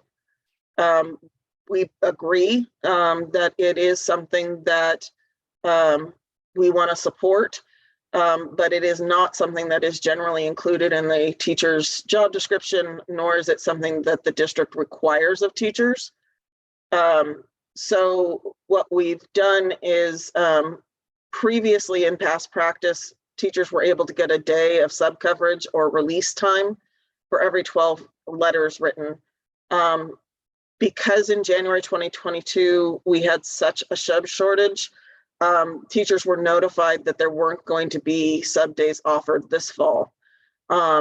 We've now agreed that the Berkeley High School principal, Juan Regrosa, and BHS teacher leaders are going to work together to see if we can secure some other funding to be able to provide additional compensation and or future release days for teachers who do write letters of recommendation. And currently, as is already provided in the contract, in-service hours are going to be awarded for up to 1 hour per letter written for any letter that they don't also receive release day or compensation. And then administration, of course, reserves the ability to review and confirm that these letters are being completed. Elementary class sizes, there was no change that impacts the BSEP grant or impacts how we plan our teacher template. We still have the same levels that we had, which was for TK 20:1. For K5, it's 23:1. Those have not changed. Those are school-wide and district-wide averages. We added a new measure, which is 23-1, which is being referred to as the zone average. And that is to make sure that at each grade level, we don't have an overage over that 23-1. We also established a new class size maximum for grievances. Previous language in the contract had it at 32 students before a teacher could file for a grievance. And so we've adjusted that now to 27 students for K through 5 and 23 students for a combo class. We do not currently have any combo classes in Berkeley Unified. And then this maximum will be based on after the 10-day count that we do at the beginning of every school year. For the secondary school students, the middle school and high school, currently teachers can have up to 170 student contacts if they teach at least 5 periods a day. We're going to be adjusting that starting next school year down to 165, down to 160 and 155. This increases the amount of individualized time that a teacher can spend with those students. In terms of absence reporting and leaves, we've updated language on how employees can access their leave balances to use our current technology. We've added language to require medical verification for absences over 5 days. We updated Family Medical Leave Act language, FMLA, in alignment to the law. It's a federal law, so that we have the most recent language in the contract. And then we also revised language that provides an appeals process when a leave is denied for the whole school year. Other items that we addressed, we added language about how teachers in the BEARS program are assigned to work during the breaks. They work during Thanksgiving, winter, and spring break. We also updated language for BPAR, which is our support system for our struggling veteran teachers. We added language about site-based subs, which was an MOU last school year, and we added it to the contract this year. We changed the deadline for teachers to provide their transcripts and for HR to process the changes in column placement, which is how they can increase their salary.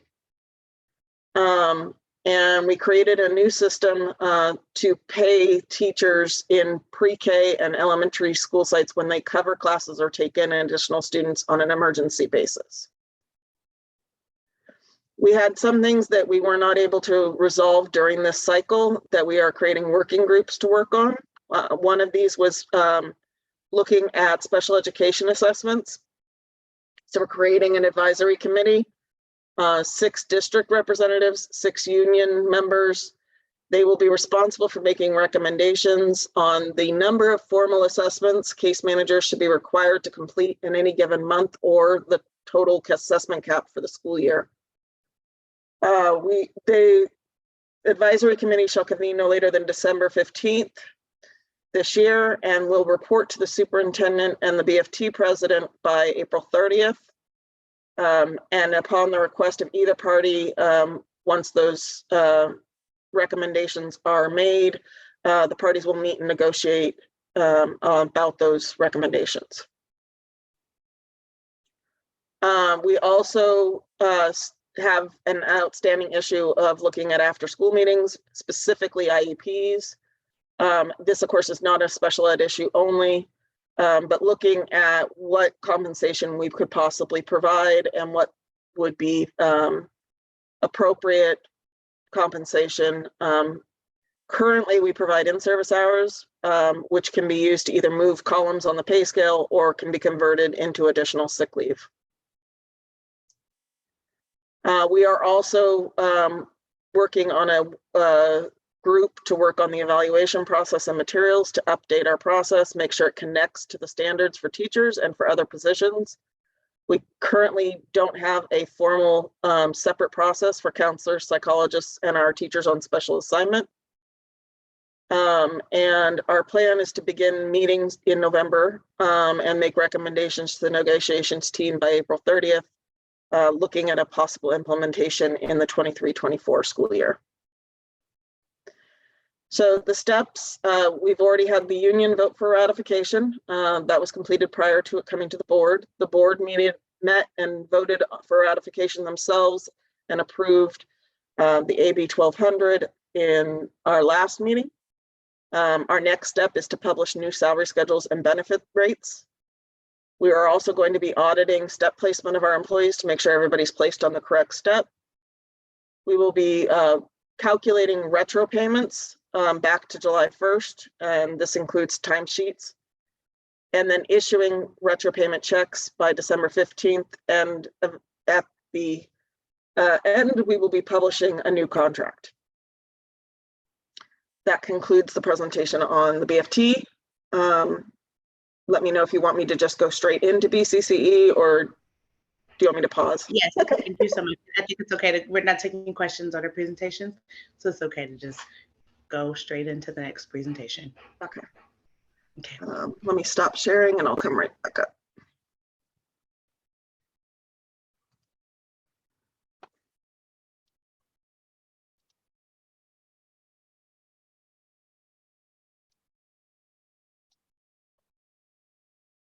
All right, BCCE is the Berkeley Council for Classified Employees. The board approved their tentative agreements earlier this meeting. We settled for a 2-year contract with them. In the second year, they have 2 reopeners. One is based on the LCFF contingency that we talked about in the BFT. The other one is a reopener very similar to BFT's in their 3rd year, which is a reopener on salary and benefits, and up to 3 other articles can be opened. They have the same compensation plan as the teachers, so 6% in this school year and 6% next school year. Medical cap, half the increase to the Kaiser rate for each level, same as the teachers. They did do a bit more of a change to their hard caps for medical. So there's a little bit more of an increase for employee plus 1 and employee plus 2 for this group. One of the big changes that we were required to do because the law changed was on layoffs. Ed code was changed by AB 438, which changed the statutes about classified layoffs. Previously, in order to lay off a classified employee, there needed to be board action and then a 60-day notice before that person could be laid off. Now it's a one-time-a-year deal, and it has to happen by March 15th that the employees get notified if we are laying them off. This only applies to filled positions. As a result of this, we are also making adjustments to budget planning to make sure that we are working with our outside community organizations, including the PTA and others that fund positions in our district. We also updated language in transfers and promotions. We modernized language. Previously, if an employee wanted to get information on what jobs were being posted during the summer, they would provide us a self-addressed stamped envelope. We're now going to have a form where they provide us their personal email address to be able to receive the same job notifications. And then we also clarified language on transfers to make sure it's very clear that the district shall grant the transfer request of a permanent unit member based on seniority. And in terms of retention for our employees, we have created a new orientation for employees who transfer or promote within our district to help them adjust to their new assignment. So if they move from one site to another or one department to another, they would receive a short 30-minute orientation from their new supervisor on site logistics, protocols based on site culture, expectations, and general information on professional interactions. We also removed language from the contract that was outdated regarding tools and equipment.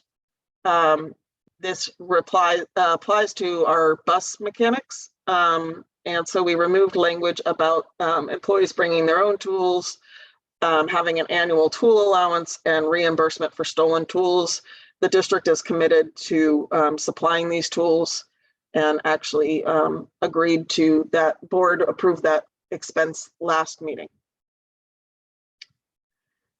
We also discussed annual mandatory trainings and came up with some ideas on how to move forward to try to make it less painful for all of our employees. We have legally required trainings. Some are annual, some are biannual. They include mandated reporter, sexual harassment prevention, and bloodborne pathogens. The district and the union will get together in the spring to plan a schedule for the trainings. And we also discussed in our negotiations options for what these trainings could look like based on the work calendars and making sure that the employees had paid time without student contacts. Some of those ideas included using staff meeting time, possibly adding a professional development day in August, and creating a training rotation calendar. One item that we're still working on is bilingual stipend or pay. There's going to be a group convening prior to November 15th to make recommendations to the negotiations teams. Currently, employees who are getting the bilingual stipend get $10 a month or $15 a month, mattering on how many months they work a year. And then we determined in our negotiations what things we needed to put in place in order to have a functional stipend to honor our employees who are bilingual and are providing services above and beyond for students. So we need to make sure that we have qualifications for those individuals, a standard by which we determine what positions qualify. We need to determine if it's translation simply verbal or if it's both verbal and written or just written. And then we also need to look at the impact on our currently bilingual positions. We have a few positions that are already determined to be bilingual in our district that are located at Sylvia Mendez and Longfellow in the TWI programs. And again, very similar steps for implementation. The union held their vote for ratification. It passed on Monday. The board voted tonight and approved for ratification. And so our next step is to publish new salary schedules and benefit rates. We will be doing retro payment calculations going back to July 1st, including timesheets, and then we will be issuing retro checks to employees by December 15th and eventually publishing a new contract. And I am done.